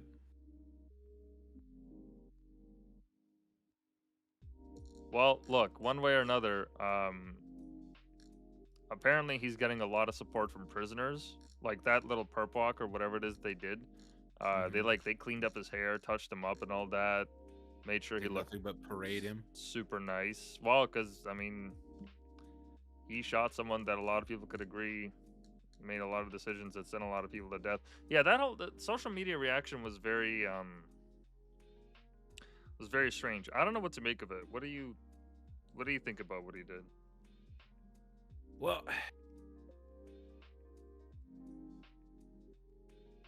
I could. It's tough. I could understand it on a personal level, right? If it was something that, clearly affected his life, I can understand why he did it. Do I agree with it? Like, no. Like, murder is not the answer. But, and I mean, I mean, that's coming from me, dude. Like, Yeah, and you've murdered like 20 people. hey, shut up. You can't say that on the internet. We'll see. But no, it's a tough call. Like, because you're asking, oh, does he deserve it? Was this necessary? What? We still don't know fully what happened, why he did this. Like I said, from the first point before we even knew his name, I had already speculated. Oh, so he had a loved one who needed medical care and was denied insurance or something. Like it seemed like a very personal attack. But if it's strictly like on an ideological basis, like I don't know, I can see why people would support him, given the hatred of the or the nature of the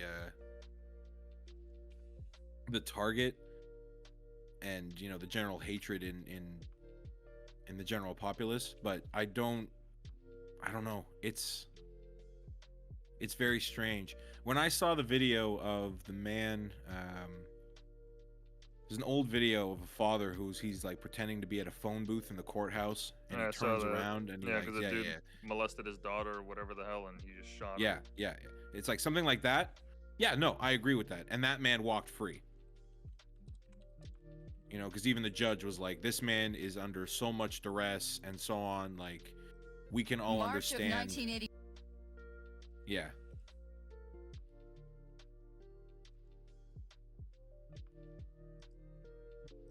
He just goes down. Yeah. It's like we can understand this, right? We can understand when a father finds like a man assaulting his daughter when he just goes absolutely ape shit and beats the hell out of him and he ends up dying. Like, we're not stupid. We're emotional creatures and this is how we behave. But going on it strictly on an ideological basis, it starts to change things. So I don't know. I expected more of a personal connection. And you'd think by that point, by this point, manifesto or not, we would have some insight onto that. Yeah, that same guy, Leon Gary Plauché, he did not face any prison time for his killing and instead received a suspended sentence and had to do 300 hours of community service. Yeah. Yeah, which is basically like, look, you can't do this. We have to let the people know you can't do this. Here's your punishment for it, but you don't deserve to spend jail time.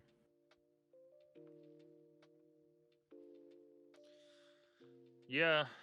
I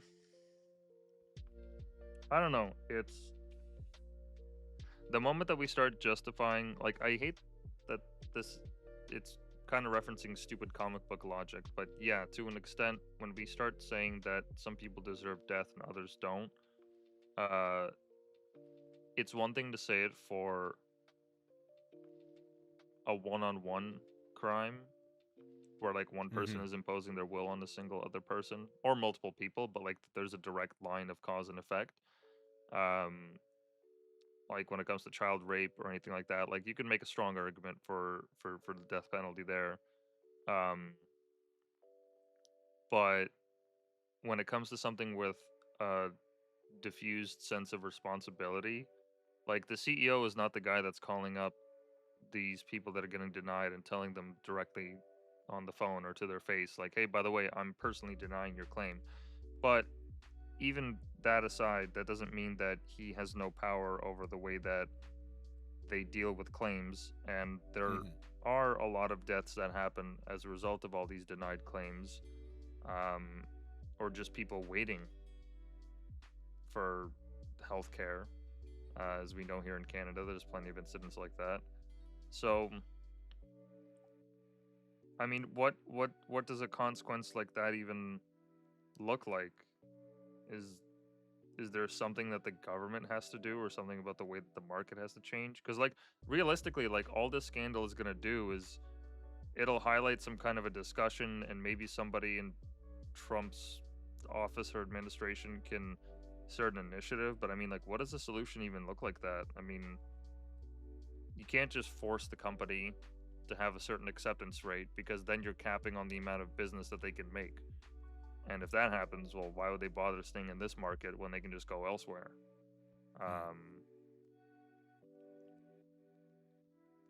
I don't know. I don't know if any real change will come of this, other than maybe Canada's political take on just upping their security detail. I'm just Oh, you mean I like don't know. I feel like the there's CEOs? yeah. No, Well, I they've don't know. already I done feel like that. there's too much money. I feel like there's too much money for real change to take effect over one killing. You know, and like you said, again, compartmentalizing, the responsibility of it all, and realizing that this one man did not commit, the sin in its entirety. You can also compartmentalize this as saying, like, okay, well, this action doesn't really change anything then, right? Like, it was an insane action, because it was. I mean, he walked over and he killed a man. Yeah, you just straight And up fucking executed him. yeah, and if it wasn't anything out of like we were saying, like some kind of emotional turmoil or stress or anything else,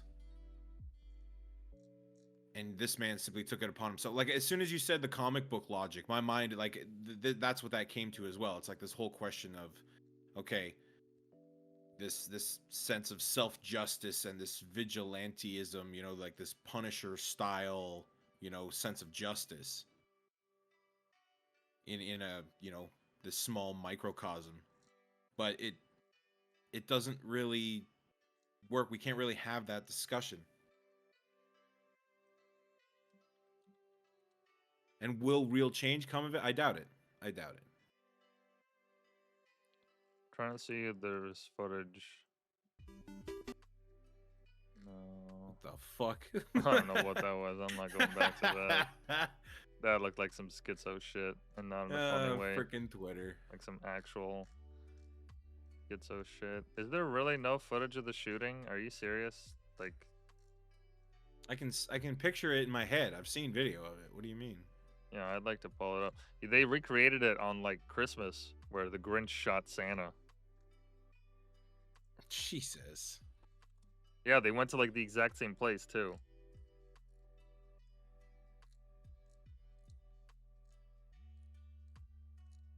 Where is it? Let's see right there in that analogy. Is it the Grinch shot Santa, or should Santa have been shooting the Grinch? You should have been shotting the Grinch. Shut up. Don't do that to me right now. Where is it? Because you're saying there's this, duplicity in how people are reacting to this. What the hell was that? What? Am I really not gonna find it? That's so.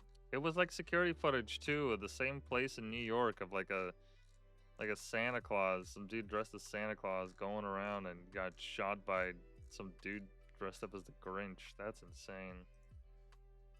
Oh wait, I spelled Luigi with an O. Oh my god. Luigi. Hey yo, Luigi. Bro, that's racist. You can't talk like that. What do you mean? Hey, what's the matter, you? Hey, what's the matter, you, Luigi? No way. I'm actually so sad because I would have to scroll forever on my page to find it. But yeah, they reenacted it, which is wild. Fucking New York, man. Oh, here it is.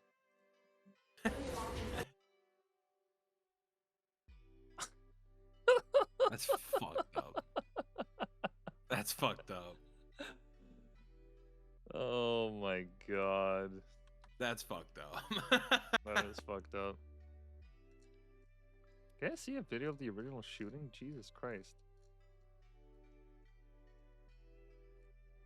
His lawyer is super pretty. Oh yeah. Oh yeah, she's a. I don't know if she's a bombshell. I don't know if you'd classify her as that.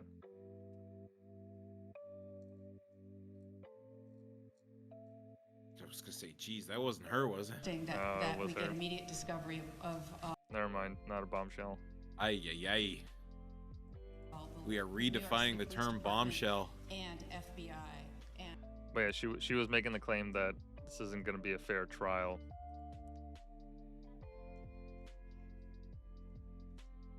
And why is that? Well, because everyone's gunning for him. Dude, this is like yeah, no shit. what he you what mean? he what he did. Well, no, but like, she's worried that they're gonna tilt the scales, and they very well might. Because as you said, like, think about all the money that's in that industry, and then immediately after his shootings, multiple companies stopped holding their meetings in person and instead did them digitally. And they also adjusted coverage for certain things, like I think it was like anesthesia for surgery or something like that. So this is I don't know to what extent this is gonna have change, but this just taught a lot of people that, like, guns work. Yeah, well, yeah, you're not untouchable, right? Yeah. Right. And this isn't a country like America where you can just buy guns, right? You can do that here in Canada too, but it's a lot harder and a lot more pricey. But in America, yeah, like, by all means, legal or illegal, you can just do that. And with all the information that's out there, and all it takes is a little social engineering to find out what a schedule, looks like for the CEO or whoever. Like, there was a Just tool. enough time on your hands. Well, there's a tool that I found, actually. I was meaning to tell you about it. Let me see if I can pull it up. Well, and that's the other side of the argument too, right? And that's the side of the argument I've typically been on before when we've had these conversations is like, yeah, no, just put a bullet in these people and let other people know that this is what happens. And to a certain point, that logic also works, We were saying before about we were watching, I don't remember, several months back or a couple of years ago or something, we were watching like Question Period in Parliament. And I was like, see, right there. Just have a sniper up in the rafters and put a bullet through that guy's head. Because you're not answering the fucking question. You're just doing this fucking lawyer talk, going all the way around it, like we talked about the other day with Trudeau. Oh, we're doing everything we can for Canadians. Yeah, but you're not giving us any numbers or any real plan anymore. You're just like, we stand by Canadians. Well, that's hollow words, asshole. Answer the fucking question. Well, guns. The question was, what are you planning to do about the housing market or whatever the hell else Polyev fucking presented him with? And he keeps looping around. It's like, okay, well, yeah, you know what? Sometimes something like a public execution, it sends a message.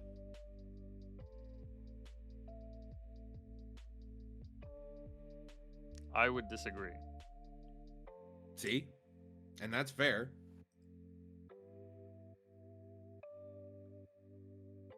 I would disagree. And that's the exact argument we're having with Senor Luigi. Yeah, I don't think it leads anywhere good, but you also can't get by on the goodwill of people if you keep fucking over the people. So eventually someone's gonna get fucked over enough and they're gonna be like, okay, well, I'm done. I'm done playing by your rules because you guys screwed me over. You're screwing millions of other people over. I can see it. I wouldn't go as far as to celebrate what he's done, but if these people that are in charge of these various systems, like, if they don't realize that there are actual consequences to what they are doing, then this is a problem. Because at the end of the day, like, if you don't have a feedback loop that tells you what you're doing is damaging to you or to someone else, if you're just not even, like, attached to that loop, then you're never gonna know. You don't really have a reason to care. But until you actually have some kind of negative feedback, like, only then are you able to, like, actually reassess and be like, okay, that's the carrot and that's the stick. Now I understand. And then it's just a matter of how much pain you're willing to tolerate. But with this healthcare stuff, like just with a lot of stuff, really, it feels like a lot of these people that are within these various systems, whether it's public or private, like there's just not been an effective enough feedback loop uh, for these people to actually feel some kind of consequences from what they're doing. Like there should absolutely be some kind of a class action lawsuit made against these health insurance companies that is done by the people that are getting denied by these claims. It's like, yeah, well, you can't just keep denying this many claims. What's the point of you as a company if I'm paying in all this money and I'm not getting shit for it? Because apparently, like, doctors, they get kickbacks based on how many, like, tests they can deny in some cases. What? Yeah, I'm pretty sure. Hold Well, on. yeah, because you're saving the hospital money, I guess.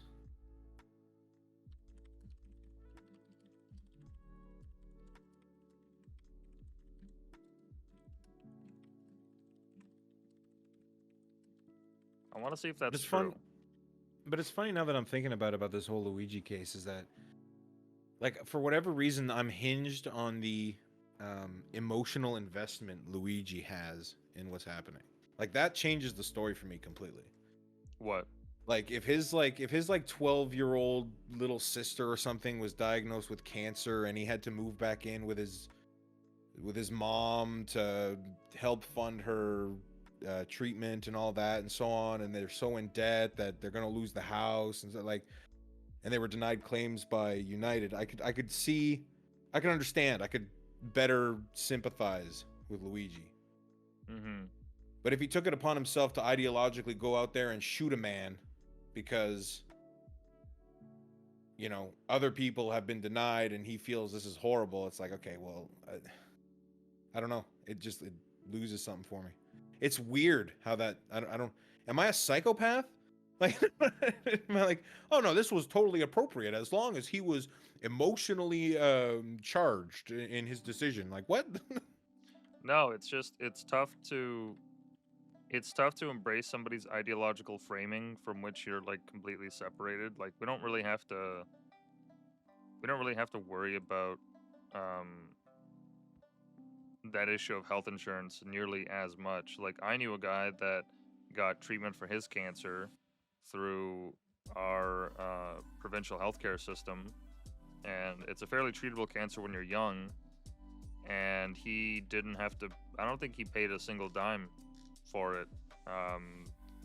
But they quickly assessed it, treated him. He was on his way, and that was it.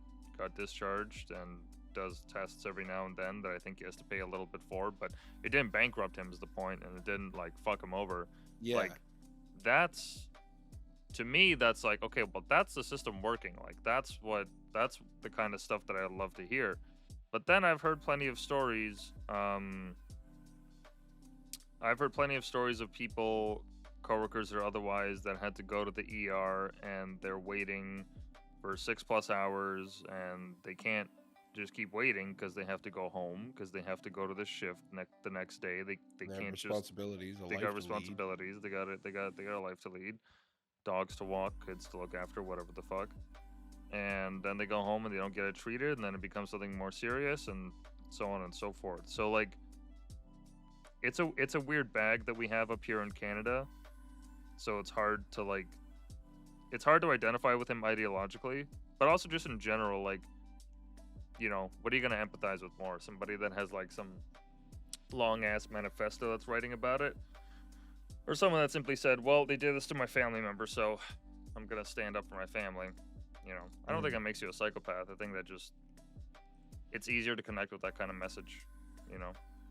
Yeah, that's fair. If it's more personal like that, I figure. Mm. So yeah, I don't know. I mean, I don't think there's a chance in hell, unless this guy was super duper fucking Mr. Clean. I don't think there's a chance in hell that he's getting away scot-free with this. I mean, he's just like, what does he actually have scheduled that's gonna post? You know, on YouTube or whatever. Like, is any of this stuff like actually gonna come back to bite him in the ass? Any of the digital footprint stuff that he's leaving? Well, it's also in the manifesto. We haven't seen the whole manifesto, which is going to come out in the trial. So, when is the trial actually set for? When is the... Probably like a year from now. Maybe less. I would imagine they would want to fast track it. They don't have a definitive start yet, but the deadline to bring an indictment has been extended from January 18th to February 17th. Okay, so he's unlikely to appear in Manhattan federal court before mid-February. So his next appearance is February 21st. So he pled not guilty to 11 charges, including first-degree murder.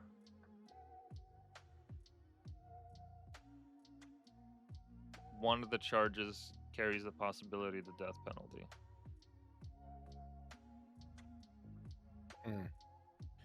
I don't think they'll kill him. They might.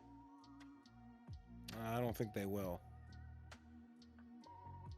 If the public is as divisive as you say it is, with kind of like how weird you reacted to the internet's reaction, again, that could start a whole other fucking... Like, if this man gets enough support behind him, and as you've been saying, you've already seen like some support, it's a bad idea to kill him. Well, here's the thing. Like, what are the odds, right? If the American healthcare system is as bad as people say it is, in terms of the denial of coverage and all that and how expensive it is, what are the chances that a jury is picked that does not have anyone that they either themselves or a friend or a cousin or like a story that they heard of someone getting fucked over by the healthcare system? How are you going to find that impartial jury, right? Yeah, but the problem is, like I said, there's a lot of money. A lot of money in the healthcare industry and insurance. I don't know if they'll play it out that fairly if they were going to go down that route. No, but that's what I mean. Like, that's the problem. Like, how hard is it for them to just find a jury to do something like that? Oh, I see what you mean. Yeah, like, how hard is it going to be able to... Because they have to come to a unanimous decision, right? Eventually, that's what the jury has to do. So how is it that you're going to be able to find however many they need, make sure that none of them have any conflict of interest or any beliefs that disqualify them from this, if the problem is as widespread as people are saying? Like, that's going to be very difficult. The chances of this actually going in his favor might... Like, it might be enough of a problem that enough people face that the people are going to be like, oh yeah, we're gonna vote not guilty, and he's gonna walk.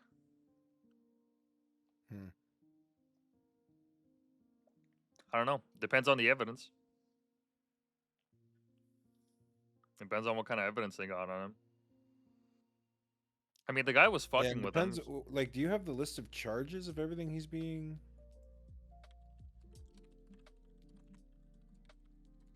Let's find it. So there's 11 charges. First-degree murder, murder is an act of terrorism, and 11 total criminal counts. So those are the state charges. The federal charges is murder, firearms counts, interstate stalking resulting in death, and using a firearm to commit murder. He pled not guilty to the state charges. He has not yet entered a plea for the federal charges, and an indictment has not been returned. Oh, there's two cases. Oh, so there's a federal and a state. Okay. Oh, the deadline to bring a federal indictment. So that's what we're waiting for. We're waiting to see how the feds are going to react to it. Okay. And what happens when Trump gets into it? I don't think Trump is going to touch this with a 10-foot pole. There's no winning if he touches this. Well, rule of law. Either he looks like he supports, the big time money in some people's eyes, or he looks like he supports a murderer. No, I think there's actually a secret third way that he could do it. I think that what he could do is he could come out to say, look at how violent Joe Biden's America has gotten. Look at the kind of mess they left me with. Look at what I have to clean up. So many people just they've been made poor by the administration and those before me. And it's terrible that all these people can't afford this, so we need to make America richer so that everybody can afford proper healthcare insurance, because we have the best healthcare insurance system, or like quality in all of the world. Everybody buys our medicine. We have the base medicine, right? All that. medicine. And then just make it so that like I'm gonna make it so that stuff like this doesn't happen, so that people aren't angry. Yeah. Well, you're not wrong. He could absolutely use this as in a political approach, like, and I don't see why not. Yeah. You could maybe do something like that. So why aren't you running for office? Bro, fuck that. Fuck that. No, I do not. White pill for prime minister. No, absolutely not. Yeah, white pill for Liberal Party leader. Yeah. Jesus. No, dude. No, thank you. I'm not interested. Fuck politics. Politics are gay. Politics are gay. Politics are gay, dude. Politics is fake and gay. That should be your whole slogan. That should be your running slogan right there. It's all fake and gay, so who cares? Yeah, exactly. It's all fake and gay, so vote for me. Yeah. This kid's going places. Luigi Mangione. Yeah, that was wild. I heard of it when it was happening on Twitter. His account was up, and then it went down. It got taken down briefly, and then it came back. And it turns out that he had been following a lot of the same people that I follow. Like he's in that like weird tech part of Twitter like community. So there are a lot of articles getting written about like this little corner of Twitter that I occupy, and everyone was like, "Oh shit, guys! Oh shit! The fucking feds found us! The fucking feds found us, guys! Everybody, be on your best behavior. Everybody scatter." and then you had like all these posts of people like getting screenshots from their like family, and they're like, "Hey, what's this teapot thing?" And they're like, "Oh no, they found us." Yeah, because he does like who did he follow? Ezra Klein, yeah, he's just a writer. Yeah, Beth, who is building a quantum computer. Sam Altman, well, that's parody. The real Sam Altman too is building OpenAI. This guy who's a writer and a business owner. Edward Snowden, yeah, he followed like a bunch of like all these different people. You look at his like book reads and whatnot, like he's a well-educated man. Like where is it? I think they took down his Goodreads profile, but he had like a lot of like really insightful comments and all that. Let me see it.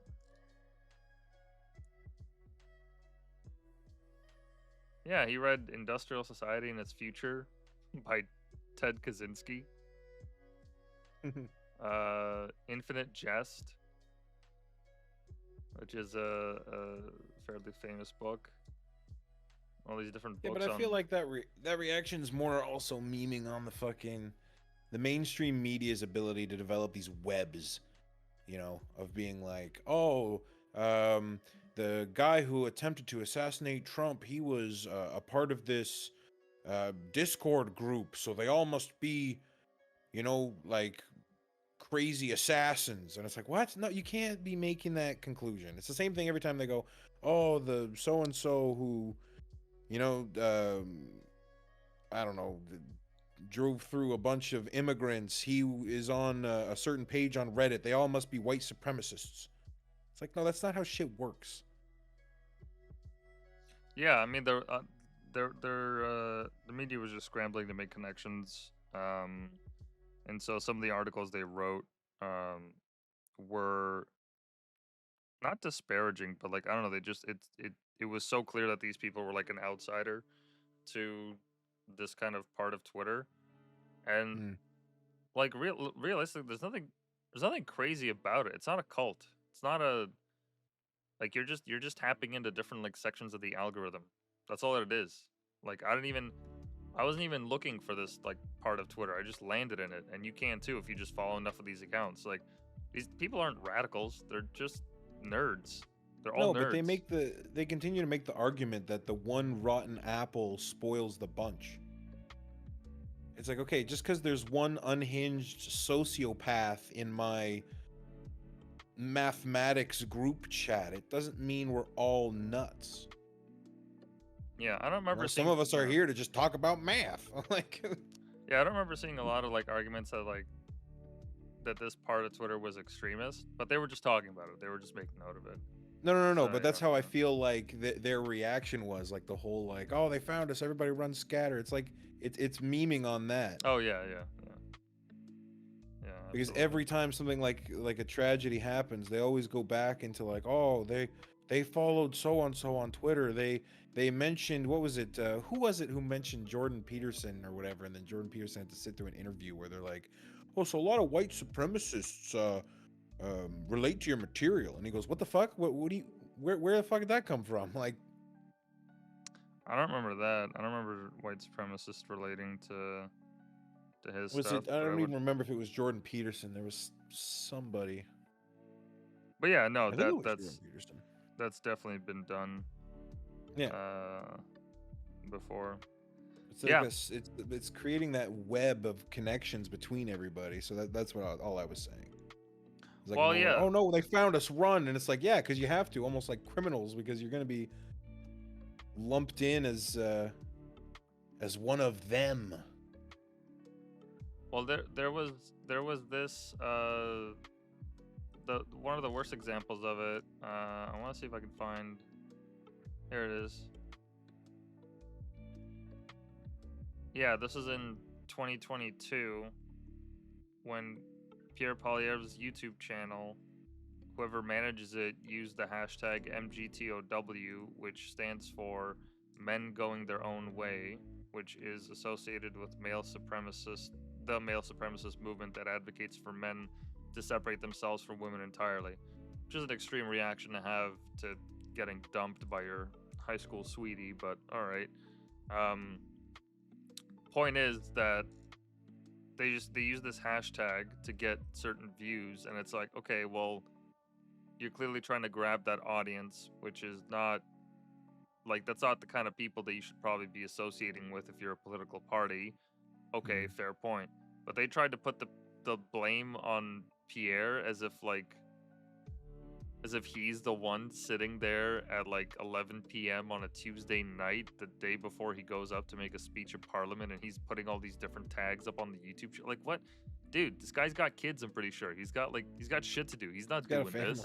He's not sitting there. Like, he's the leader of the party. Do you really think that the leader of the party is going over the hashtags for the fucking video?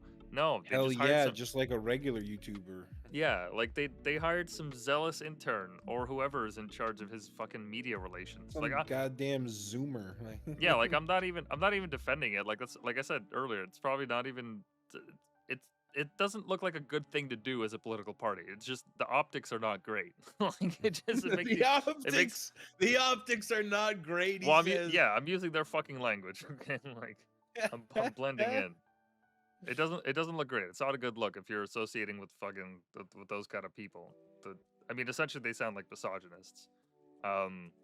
You don't say. Yeah, and so the fact that they were trying to pin this on him for like weeks and weeks and weeks on end, it's like it's the same thing that you mentioned. Like, some people that go against certain stories, they have this tactic where they try to cling to like just grains of sand, hoping that something can be found within them that leads to something else, and so on and so forth. I don't know what the reason is, but it's stupid. It just falls flat on its face. It's like, yeah, this guy actually had like nothing to do with it. And then when that actually, like, when it does involve something of substance, when people do need to dig deeper, that's when like stuff like this goes away. This microscopic, granular, searching for meaning thing, it's like it disappears. Like, trying to find the example. I just had it in my head. Oh my god.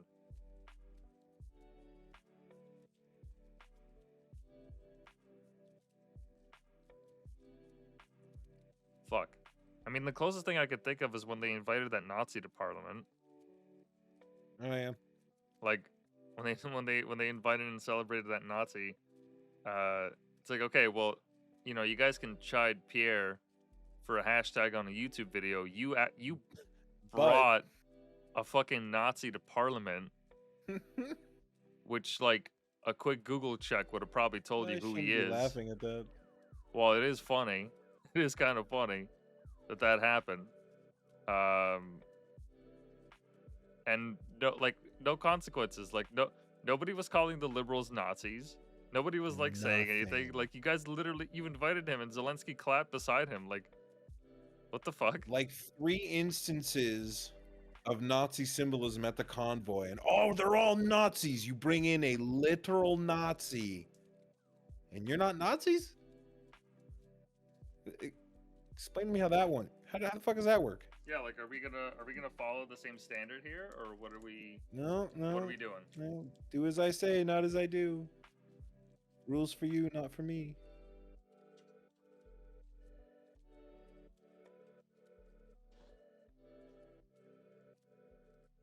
It's just very strange, yeah. And I mean, this is unrelated to what we're talking about, but you probably haven't heard of this. So you know that whole scandal that's been going on in the UK for several years now regarding the grooming gangs? Yes. Okay, well, apparently some court documents have been brought up as of late.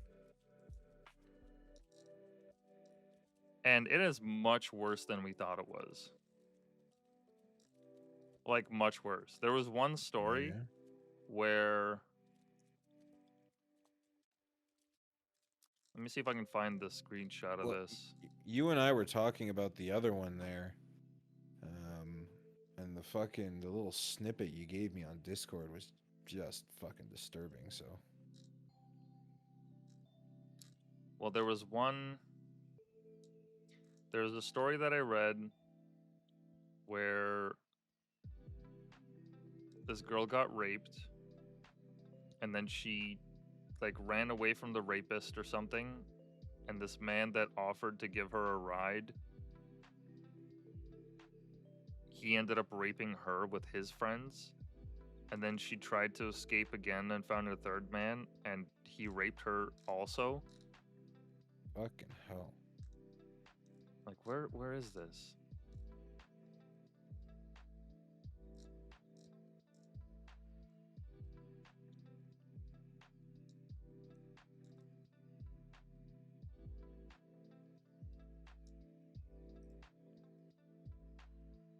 Yeah, like I'm reading over that little snippet you showed me there, and it's just like Oh, it's awful.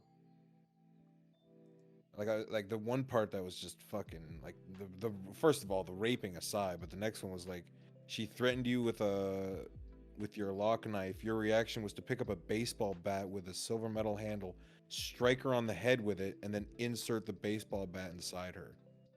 Like, what the fuck?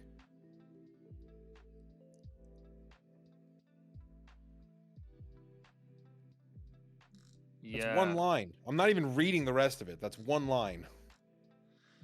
Well, they also took a vote on it today. Oh yeah? A vote of what? Well, the parliament took a vote Should as we to whether or tolerate not, these people?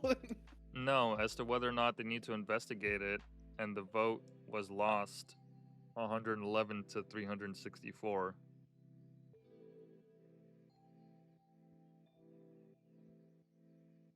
$364 against. Oh, that's fucking weird.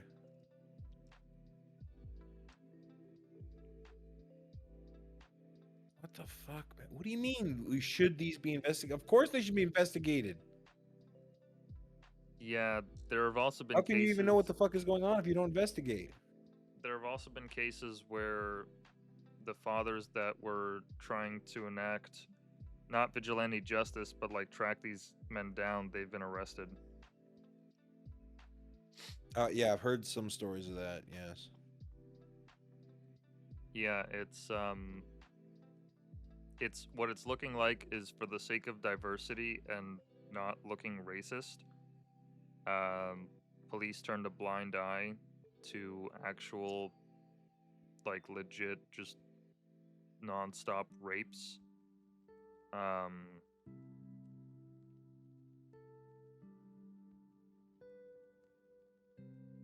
It's just to me right now, this kind of information, when I see it on the timeline, it's kind of like an info hazard because I don't know what to do with it. Like, this is like, forget having a harder time to find a job or living. Like, you're talking about actual, like, nationwide willful ignorance of en masse sexual assaults of a certain ethnic group or groups, which are easily identifiable, and if the immigration system works, you know where these people live, and like some of them have been freed, like they never got deported for what they did, even though there was a trial, or if there wasn't a trial, then there was a report.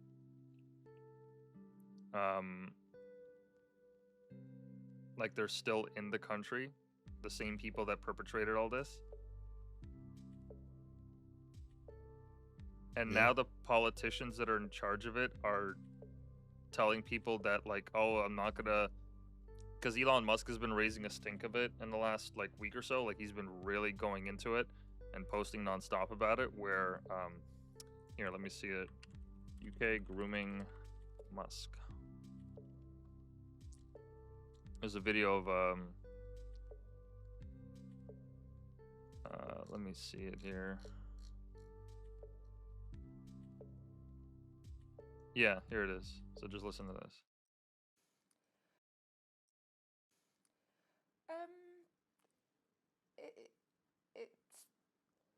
I mean, it's ridiculous, isn't it? So is sort of the very premise of your question is that the things that he's saying are so ridiculous as to initially make me just go, what? But then you wake up with the realization that that's millions of people that he has said that to, and you feel immediately like this is going to turn my world upside down, and I have to try and limit for how long that is the case. But you know, it's not. My immediate thought was like, it's sort of like, what a joke. And then the realisation of what this is probably going to mean for you starts to set in. Has it turned your world upside down? Yeah, a little bit. Yeah, a lot actually. It's not great, and the thing that annoys me the most about it is that it takes up so much bandwidth of my time from a man who knows absolutely nothing about the subject he's talking about, when the only thing I ever want to be doing is being able to use all of my brain power to focus on the hundreds of girls I have supported over the years who have been victims of grooming gangs and what needs to happen to make their lives better and to stop what is still happening today. And you think he knows nothing about that? Oh, I mean, I don't know what Elon Musk knows about it, but I don't know if it's happening on Mars. What the fuck? First you claim he knows nothing about it, and then when asked directly if you think he knows nothing about it, you backpedal. Within, what, minute and a half? Well, get this. The person that was in charge of, I think it's Child Protective Services, or their version of it, at least. Hold on. I want to make sure I got this right. What role did Keir Starmer have in government during the grooming gang scandal? Because he apparently held a position that was, like, directly overlooking a lot of this stuff. He was a director of public prosecution and head of Crown Prosecution Services from 2008 to 2013, a period that coincided with increased public awareness and investigations into grooming gangs across the UK. So it is fair to say that he was in a position of power to do something about this. And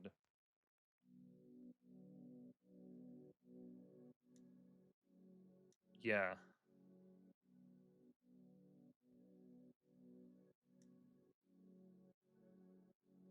By the time he left office in 2013, the CPS reportedly had the highest number of child sexual abuse prosecutions on record.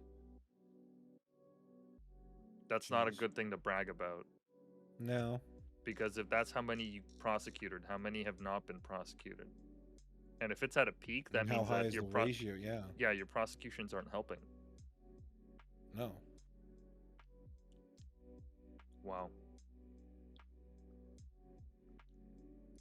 So yeah, it's been ramping up in the last little while, and like I was saying before, I don't know what to do with this information because it's so emotionally charged and an absolute like clear violation that in any other era would warrant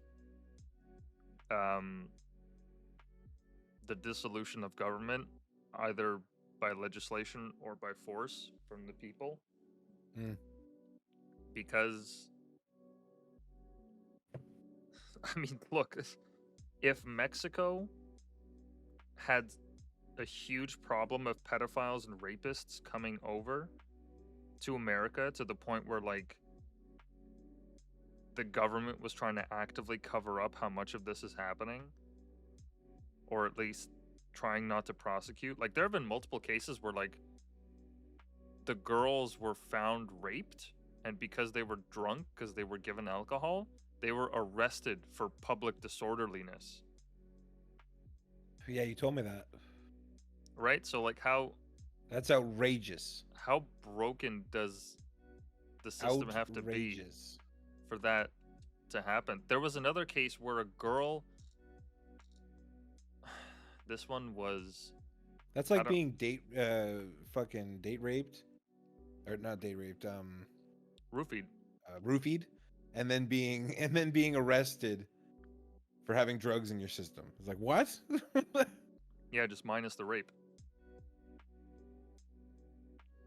Yeah, so the reason that the rape makes it so much worse. Yeah. Yeah, it absolutely does. But I don't know what to do with this information besides encourage people to like actively work on dissolving the current government, because how do you let that happen to your own citizens?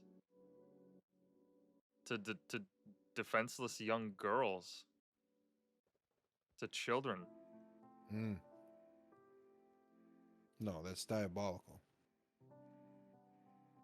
Unacceptable isn't even the word for it. Like for the sake of not seeming racist, like that's what this whole thing turned out to be. Yeah, well, funny enough that you mentioned that. You know that cartoonist on Instagram you showed me there? What's his handle? Not G Prime. Is it G Prime? What's his fucking name? Maybe. G Prime 85. Yeah. Oh yeah, he makes the comics on Instagram. Yeah. Makes like all these comics and stuff. He made one in relation to this. Let me see if I can find it now.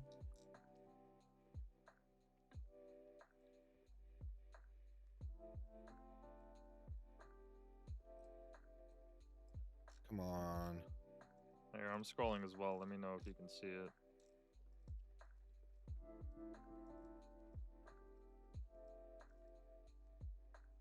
Stop. That's it. Oh yeah, this one's translated though. Cease your racism, darling. Yeah. Yeah. Yeah.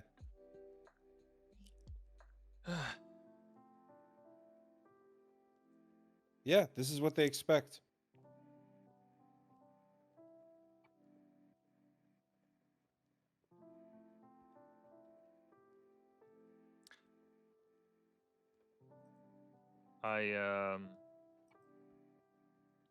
Yeah, I don't know what I would do if I had a daughter in the UK.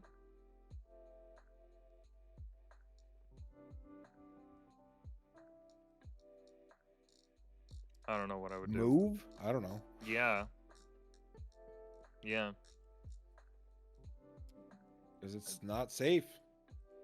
That is, yeah, that is.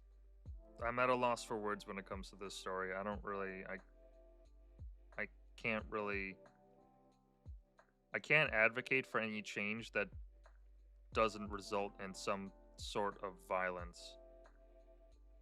Like, one way or another, all of those, like, illegals or whatever, like, all of them gotta go.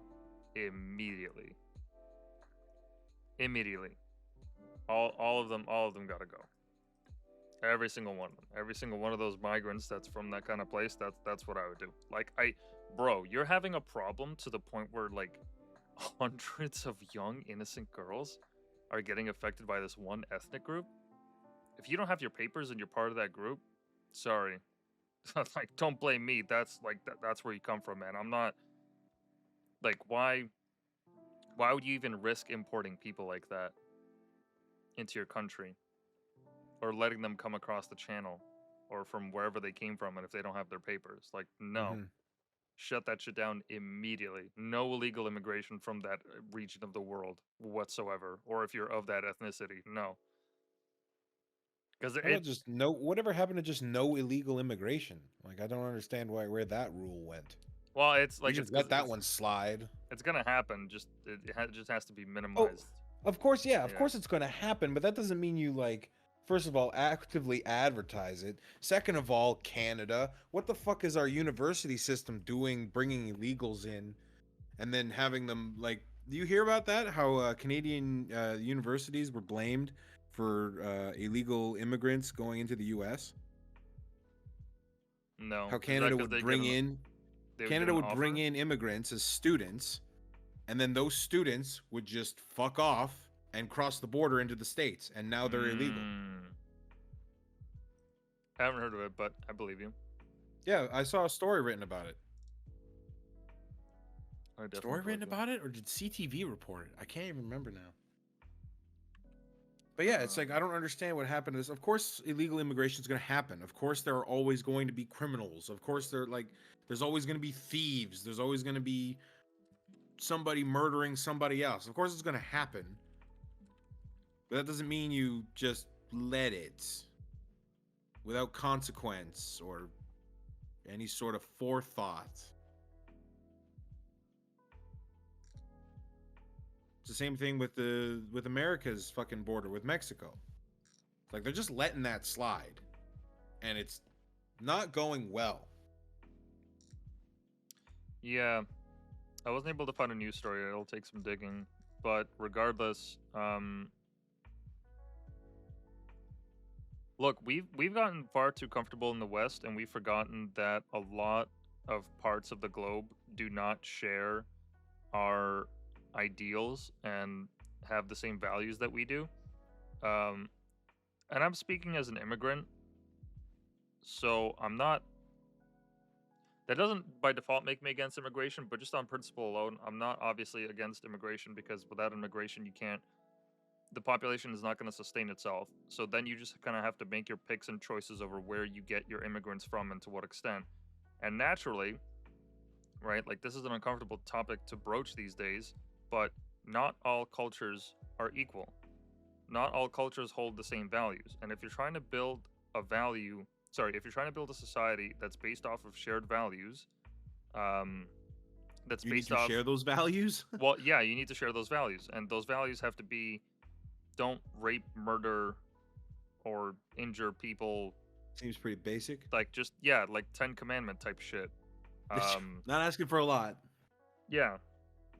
Just don't rape our children. You can covet your neighbor's wife, just don't rape her. Yeah, no, go nuts. Affairs happen all the fucking time. Who gives a shit about that? You sure cheat on your wife. Go be with somebody else who's cheating on their wife or their husband. I don't give a shit. Yeah, but we can't be accepting. But no raping. Yeah, well, we can't be accepting this many people from this many countries. And I'm talking not just in the UK, I'm talking about Canada as well. Like a lot of people might not know this, but in India, marital rape is legal.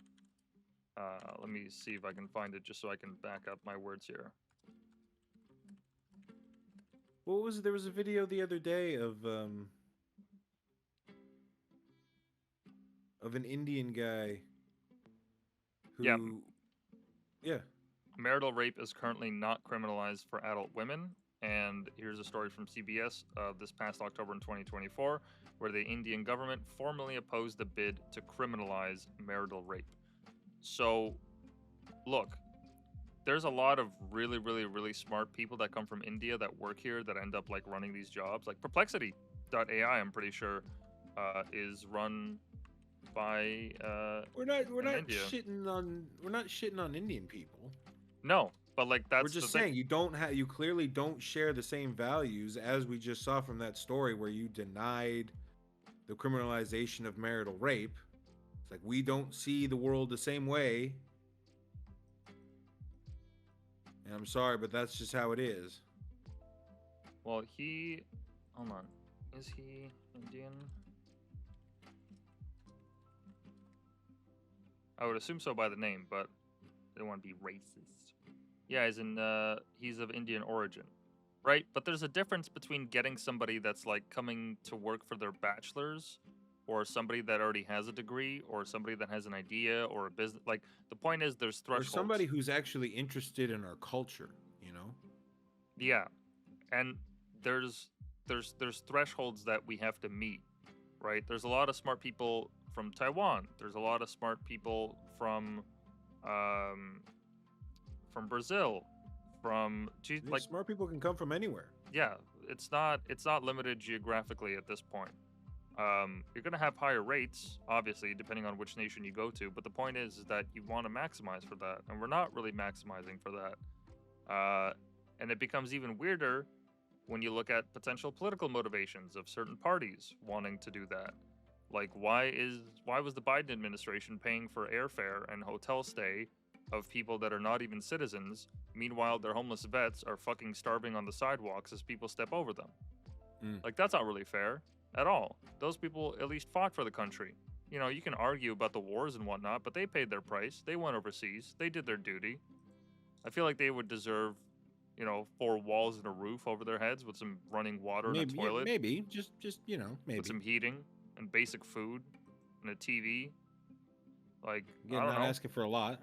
If I ask somebody to put their life on the line, I feel like that's the least I could do for them in return, is give them a comfortable life. And the same thing here in Canada. Our food banks got overwhelmed because all these international students came in, primarily from India, going to these colleges that are like diploma mills, where they just simply pay for their diploma, or they take bullshit classes. And then the people that are already struggling over here, they don't get to participate. They don't get to participate in the food bank. They don't even have a chance because they're overwhelmed. They're swarmed, and they're already overwhelmed because it's bad enough here with the economy in the state that it is. But then all these other people come in and they add additional pressure. Like, we should have never accepted these people. Now we're stuck with this problem where like rents are sky high, highest than they've ever been. Food is higher. Everything costs more, and there's less stuff to go around. And again, like you were saying, the only reason, or one of the bigger reasons why there's less stuff to go around is just because you've been artificially inflating the population. It has nothing to do with necessarily the supply chain. It's just you're bringing in all these people now relying on the system.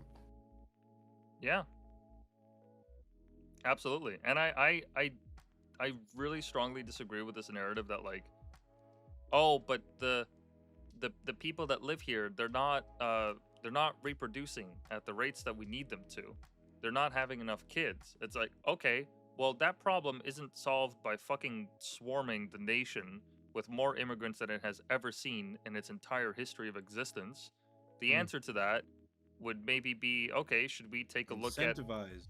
Well, should we take a look at like somehow maybe reforming abortion or talking about birth control or what, like any lever that can be used to affect the process from from thinking of starting a family to actually having the baby, you know, whatever it is, like, because abortion has a role to play in that.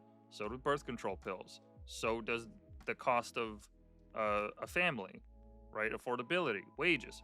Look, there's tons of ways to look at this problem. There's not one solution that's gonna fix it, but it's not an impossible fix. Like what? It's difficult for governments to incentivize people to do the one thing that we are biologically built for. Are you serious, dude? Hey, you, fuck each other. Sex is so good that it literally it is the reason that we have a fucking species. Okay, that's how good sex is. And you want to tell people it's hard to convince people to have sex? Fuck off. We do it for fun, motherfucker. We literally do it for fun. 98% of the time, it's for fun.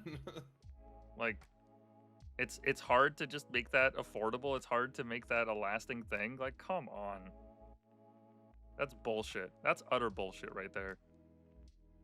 I refuse to believe that it's harder to do that than it is to import millions of people from all these nations that, first of all, like, what's their background check system like?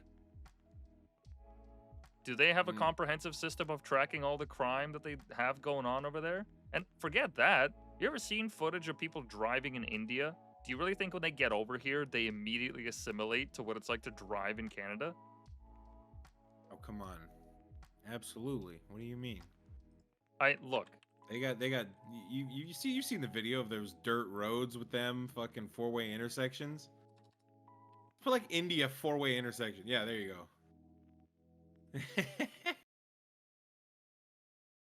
Look, I'm not even trying. This is just a tour of New Delhi. Yeah, but that's what it is. And I'm not saying these people aren't capable of like having roads or like being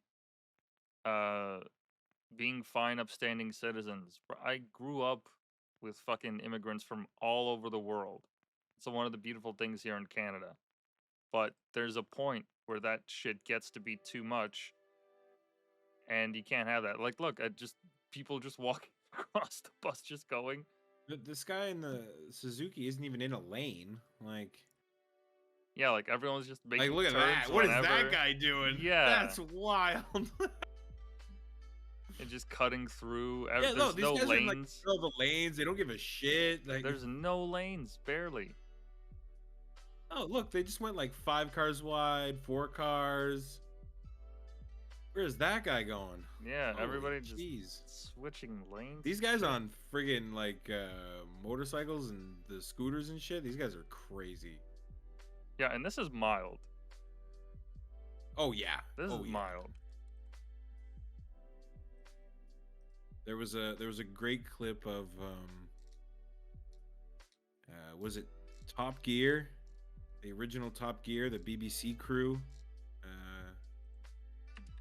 They went to India. Yeah. But there's a part. No, this isn't the one that I think it is. There was a part where they rented scooters, and they drove around, and it was like that scene in the Bee movie, where like all the bees are just naturally running around each other. That's what it looked like. Like, look, there's just random people in the roads, what the you know. Fuck? Like, he's going the wrong way. That's nuts. Okay. So yeah, my point is, like, what do you think's gonna happen when we import a large mass of people that have their own cultures, that have their own understanding of laws, have their own belief systems?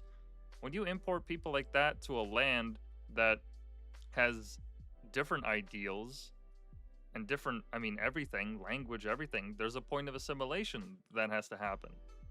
And the problem when you get too many of these cultures together, they don't adapt effectively or quickly enough, and they simply bring over their bullshit from overseas. So then when another ethnic group comes in that is their sworn mortal enemy, they start fucking battling it out with fucking sticks and shit like they did way back when. Yeah. Hold on, where's that? Canada parking lot fight India. This is the Hindu temple. I think this is also related to the Hindu temple. This was, I think, also related to the Hindu temple. No, there was like a fight in like, yeah, here it is. Yeah.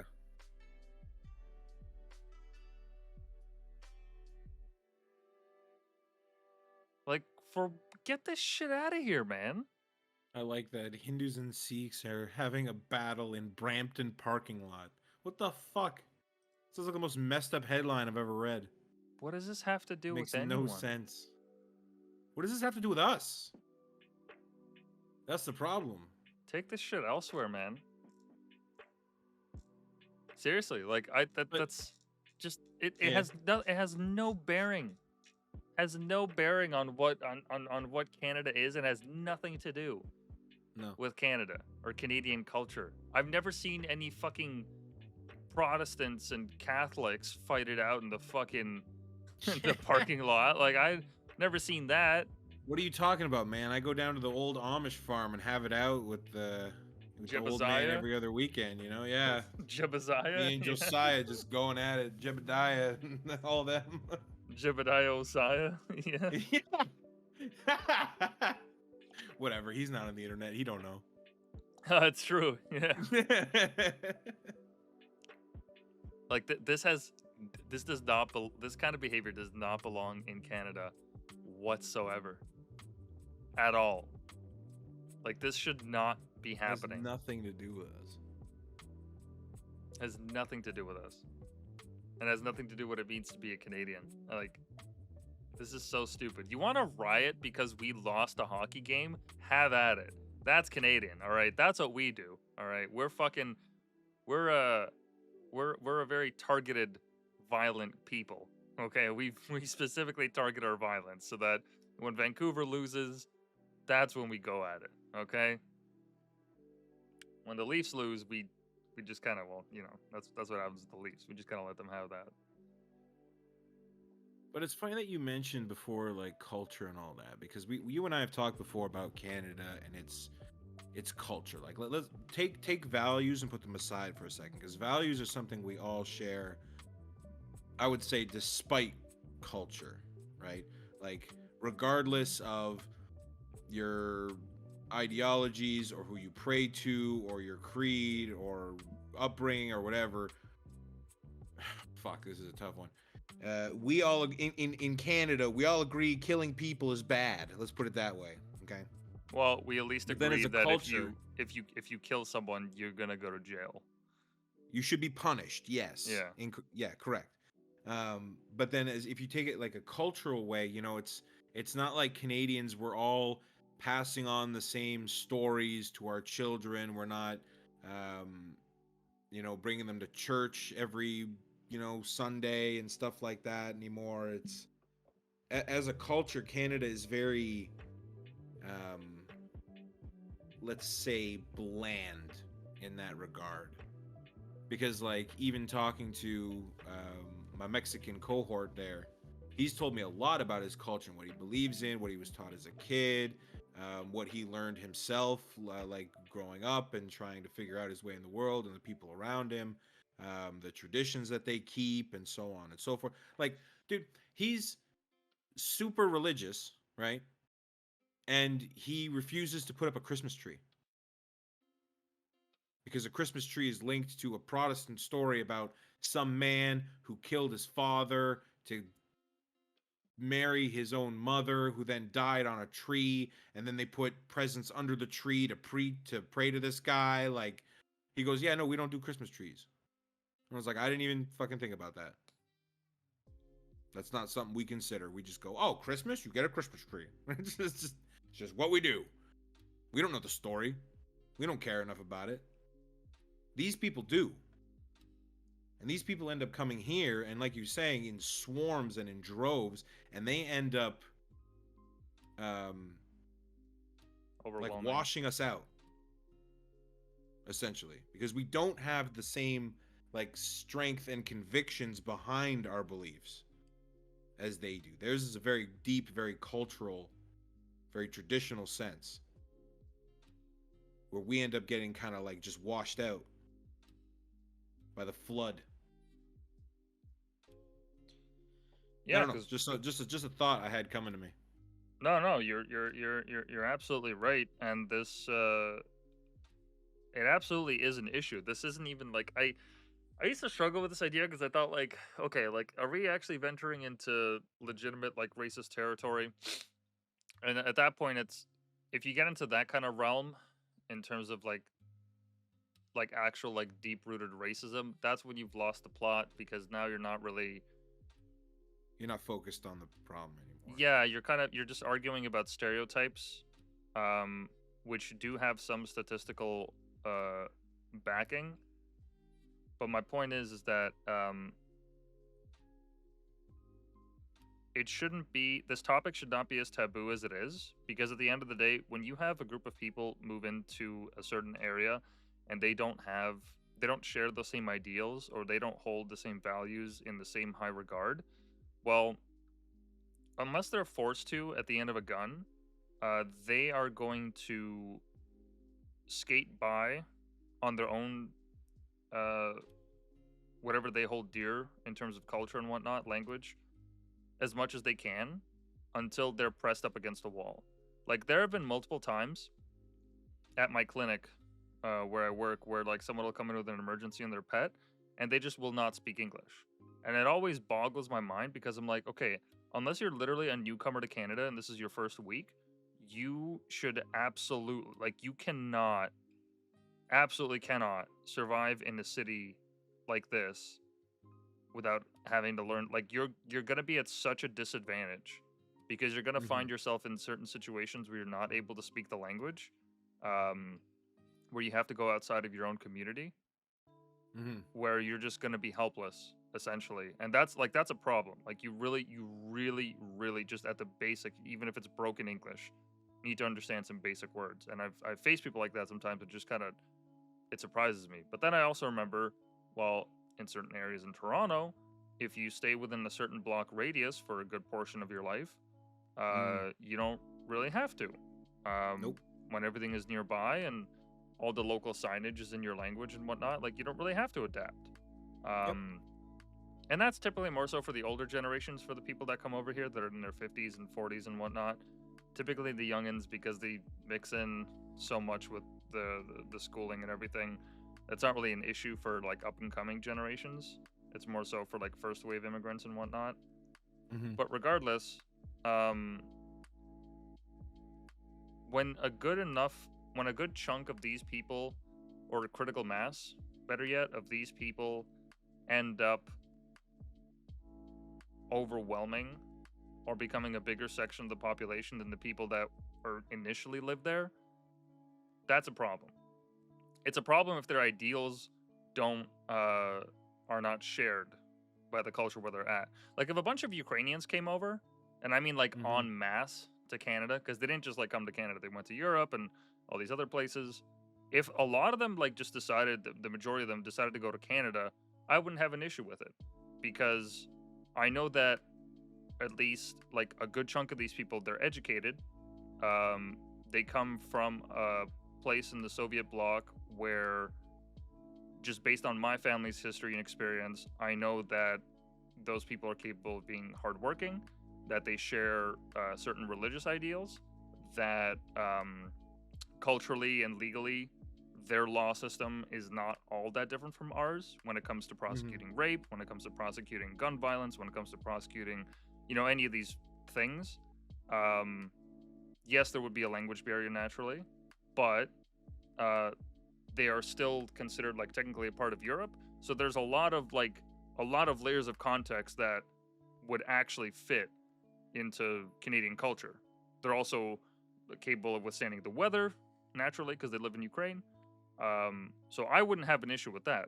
Whereas if you got a bunch of people coming in from countries where their background check system isn't as strong, they, as part of their constitution, or not constitution, sorry, as part of their legal system, don't have marital rape illegal, and they actually do have like legitimate rape and sexual assault problem. Like they have male and female only carts in their public transit system, just as they do, I think, in Japan or South Korea. I think it is.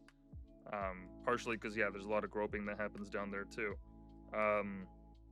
All these things, right? That just they're not cohesive with the kind of people that come from the villages. Like that's also a point that I've heard, is that these people aren't coming in from like the major cities in places like India and all these other nations. They're coming in from the farm towns, the villages.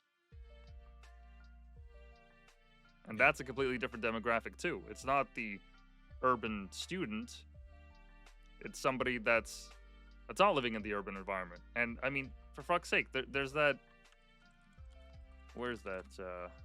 There's that challenge, the India challenge, where if you like drop your street view and you try not to see a piece of garbage.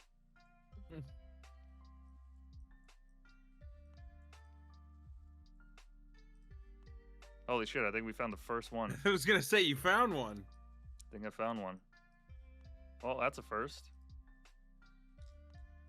But the thing I would say is, like, I don't think, obviously you're not saying this, but it's not an impossibility for somebody, you know, from a backwoods village and, you know, say from India to come here and manage to adapt, assimilate. Of course, it's not impossible. And of course not. But that's what I was saying before. Is kind of what you were touching on with the whole language thing. Was that I mentioned before, they have to have an interest in Canadian culture. And I know I just said before that, well, Canadians don't really have a culture. Well, in combination with our value systems, no. I'm talking about the Canadian way of life, right? Because I've met a handful of immigrants, like my coworker, like some other coworkers I've had. From overseas, from multiple different nations, who you can see an active attempt and an interest in how we do things, why we do things, and they're not afraid to ask those questions, right? It may seem weird and awkward, but no, these people genuinely want to know, you know, oh, so you guys do things like this, and it's like, oh yeah, no, that's typically how we see things and how we go about this. Oh, okay. And you can see they put in the effort to speak more English, to learn, you know, different, more common phrases and slang and stuff like that, and show that genuine interest in wanting to not just come here, be here, and be successful, but come here and be like you, right? Be part of the community. To come in and fit as a puzzle piece, not fucking try to start out a whole new fucking puzzle with everybody, you know? Yeah, absolutely. Absolutely. There's a lot of people that do come from these countries that are able to succeed and that do assimilate, and we need more of that. Absolutely. But we also just can't ignore the glaring fact that unless we raise the threshold for the immigration system, and we just accept anyone, like that's a fucking problem. Like we can't just have that, because those are the people that are going to be in your society, and if you're not able to fully vet them, if you're not able to understand what their capabilities are as a graduate, as a diploma owner, what have you, like if they don't really have a clear idea of what they want to do in Canada, or just, you know, a lot of these things don't line up, then they shouldn't be let in. Like absolutely not. I don't understand why like this is such a difficult thing to accept, or that it's racist to question. Well, yeah, this. why is this such a contentious topic? Like, yeah, like this really shouldn't be a problem. What kind of quality of people? First of all, what kind of quality of nation do we want? And second of all, what kind of quality of people do we want? And third of all, it's not good to have an excess of these people come in, because then when our resources get strained, these people fucking die on the street. Like here, there's a famous case where migrant dies sleeping outside in Canada. This is like outside a church. I think it was last winter.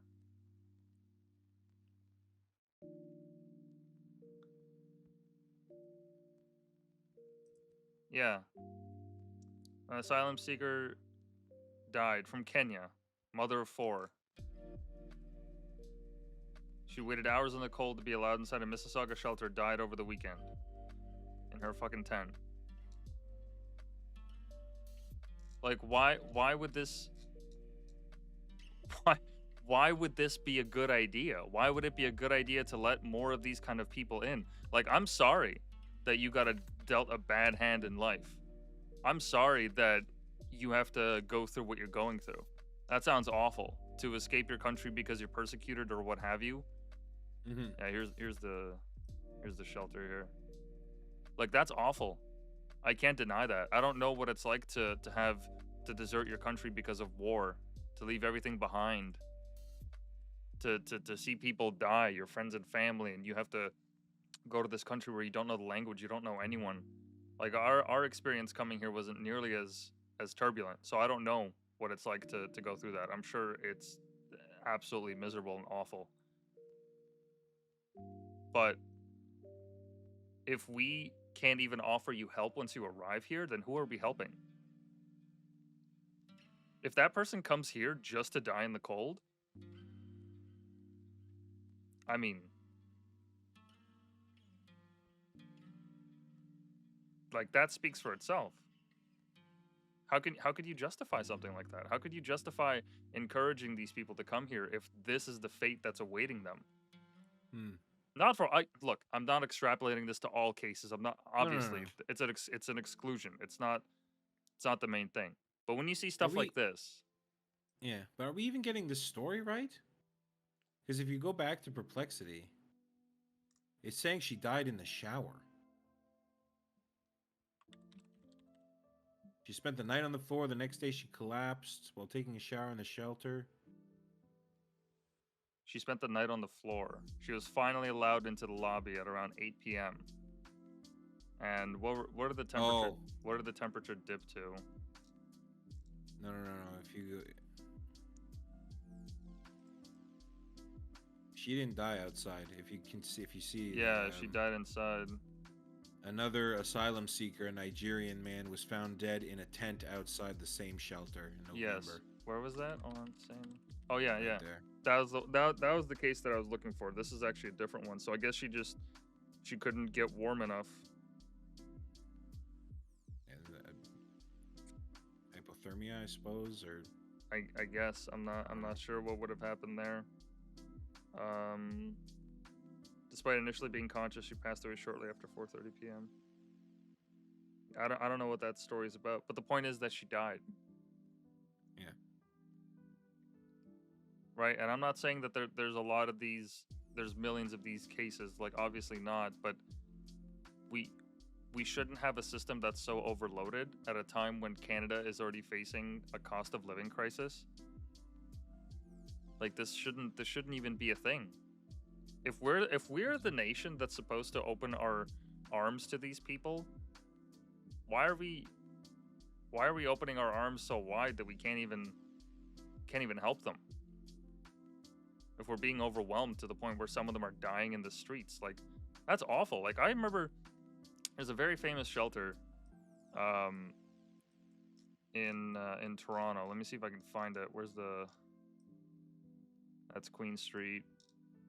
Where's the Scotiabank Theater? Should be here somewhere. Let me see if I can find it. Yeah, there's a shelter that's right at this intersection right here. This spot right here. I used to pass by it on my way to work sometimes, and this whole area at the height of it all was covered in tents. Yeah. Covered. And this is the what is that, 129 Peter Street? What is this? Is it the shelter only for the trans? No. Hold on. Assessment and Referral Center? What the fuck? No, it's hold on. Peter Street, Toronto shelter. No, this is a shelter that made the news because they had a bunch of people sleeping outside of it. Where is it? Streets to Homes Assessment and Referral Center. Okay. I just copied and pasted it. Cancel. Discard.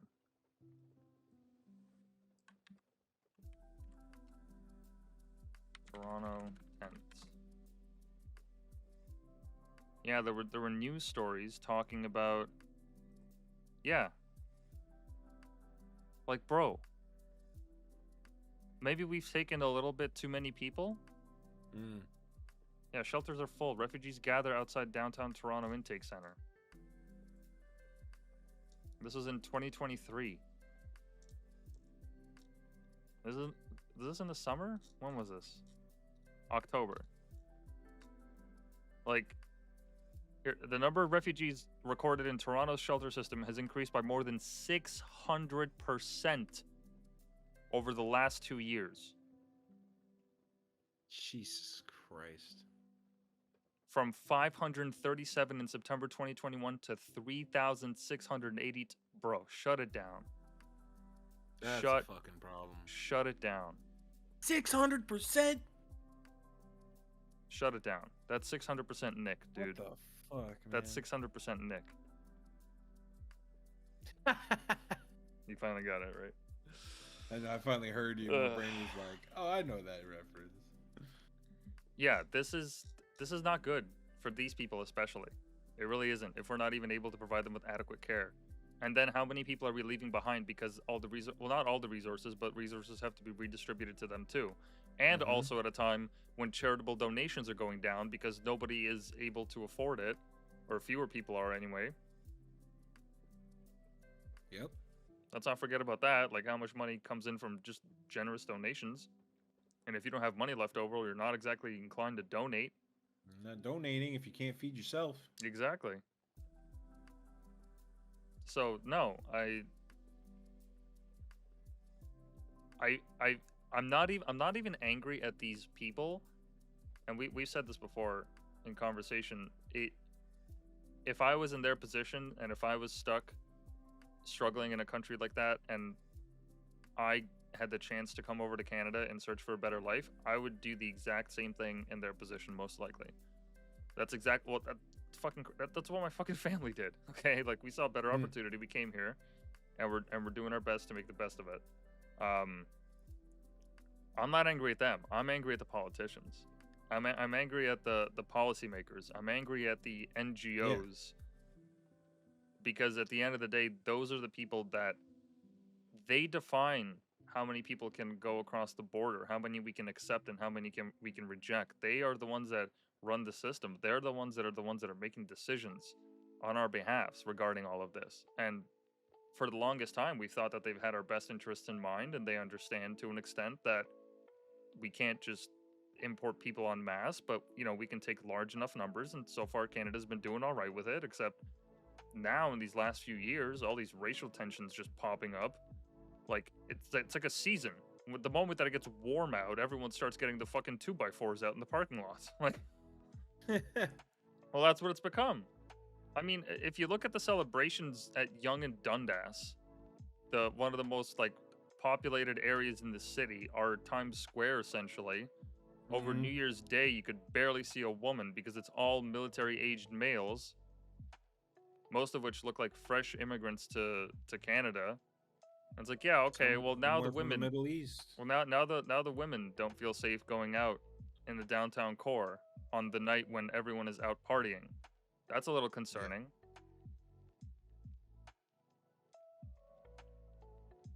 Like that's ridiculous. We can't have a high trust society where people are like, oh, it's okay, I can leave my snowboard here. Oh, it's okay, I'm just gonna run to the store. I don't have to lock my bike up. Like stuff like we can't have that if we import people that don't share our values. And I quite like having a high trust society. I like that Canada had that reputation for the longest time. But now I don't. You didn't have to lock your door and so on. Now I have to leave my car keys by the door. Well, the lock your door thing, that's always been a meme. I don't, unless you live in a small town, I don't think that was really ever true, especially living in urban centers. No, but I get the sentiment. You understand the sentiment. Yeah, I understand the sentiment behind it.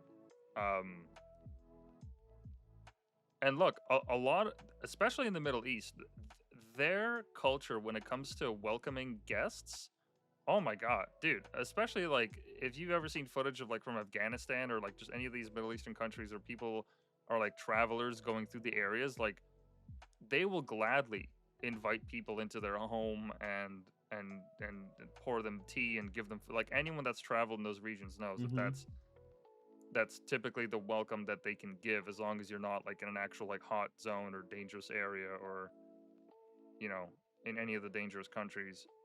If you're just there where tourism is allowed, like they will gladly open their front doors to you and let you in and feed you. Like I've seen footage of like people that ride like motorbikes and they have like a breakdown and someone will come across the road and help them out with a part or whatever. Yeah. Like that's what we need more of.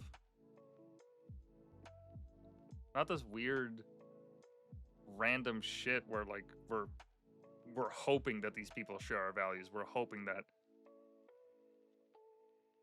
they can really hope they don't rape underage women.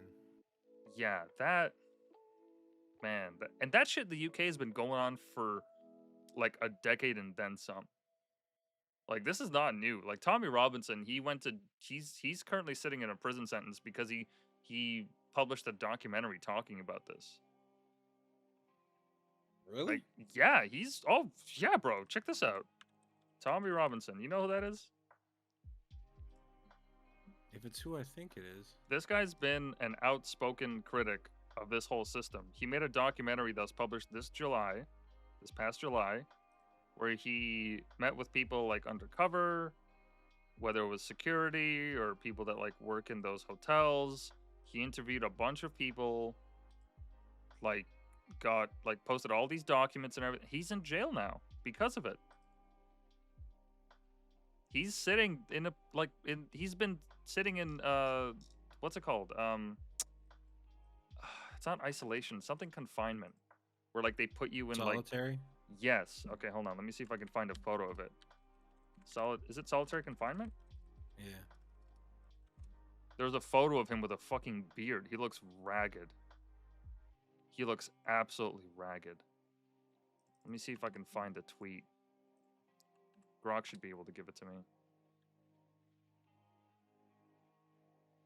Yeah, now the account is run by an admin. It's not even run by him. Yeah, he's locked in a cell for 23 and a half hours a day. Jesus. Let me see if I can find yeah, here it is. How are you feeling right now? Hold on, let me just pause the music. The guy spent 9 weeks in solitary. Jesus Oh, Christ. wait, this was in... Oh, I'm sorry. This is for... 2019? This is for Oh my god, this is separate. I thought this was his recent case. He's now in solitary for 18 months. Jeez. For a civil offense? Wow.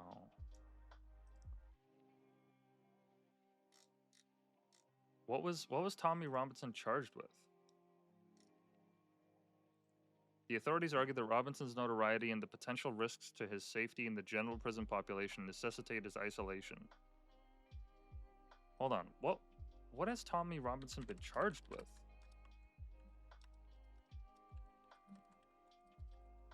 Also, we'll be ending in a bit. I know you gotta head out. I just want to get to the bottom of this. He was sentenced to 18 months in prison after admitting to 10 breaches of a high court injunction made in 2021. It barred him from repeating false and defamatory claims about a Syrian refugee. He was also charged under the Terrorism Act for refusing to provide his mobile phone access code to police.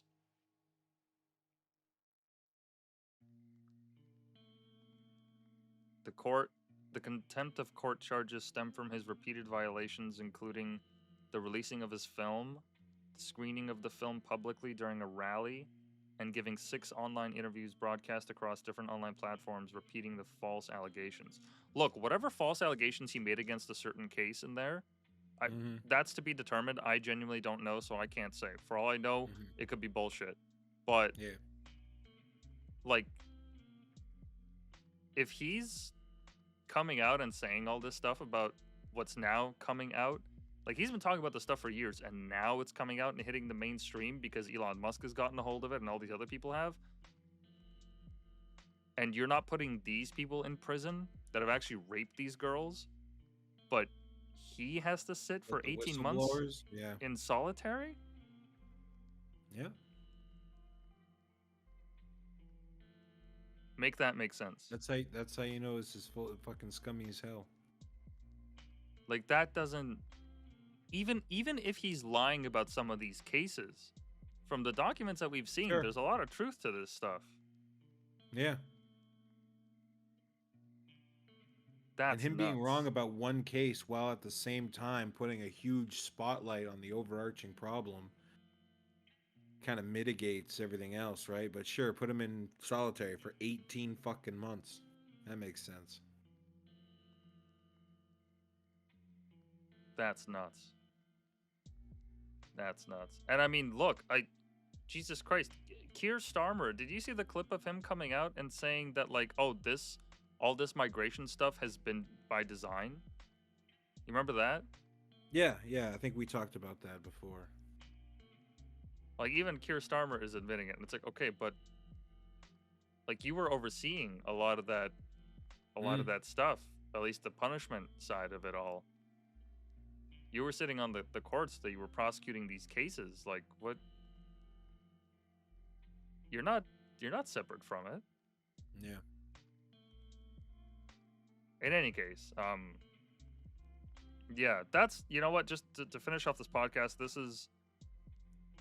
this story around immigration that has been affecting so many nations worldwide, I think it came to a head in 2024. I think people finally got fed up with it because they started, like, it wasn't something that was so detached from them. Like, it wasn't just stories about employers, like, oh, okay, well, those are business owners. I'm not a business owner. Doesn't affect me. I don't care. Now it became like, hey, by the way, there's a case that happened a state away from you where a migrant came over and raped and killed a girl, and he was passed through the border without any issue. Like that case about Blake and Riley. You remember that girl?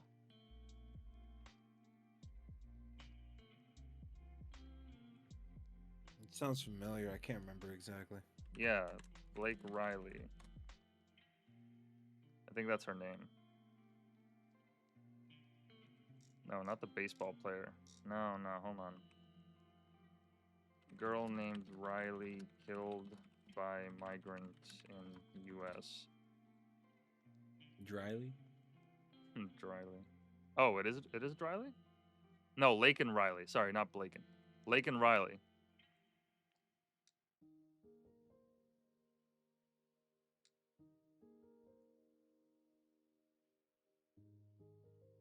Oh yeah, I do remember that. The guy from El Salvador. Yeah. Yeah.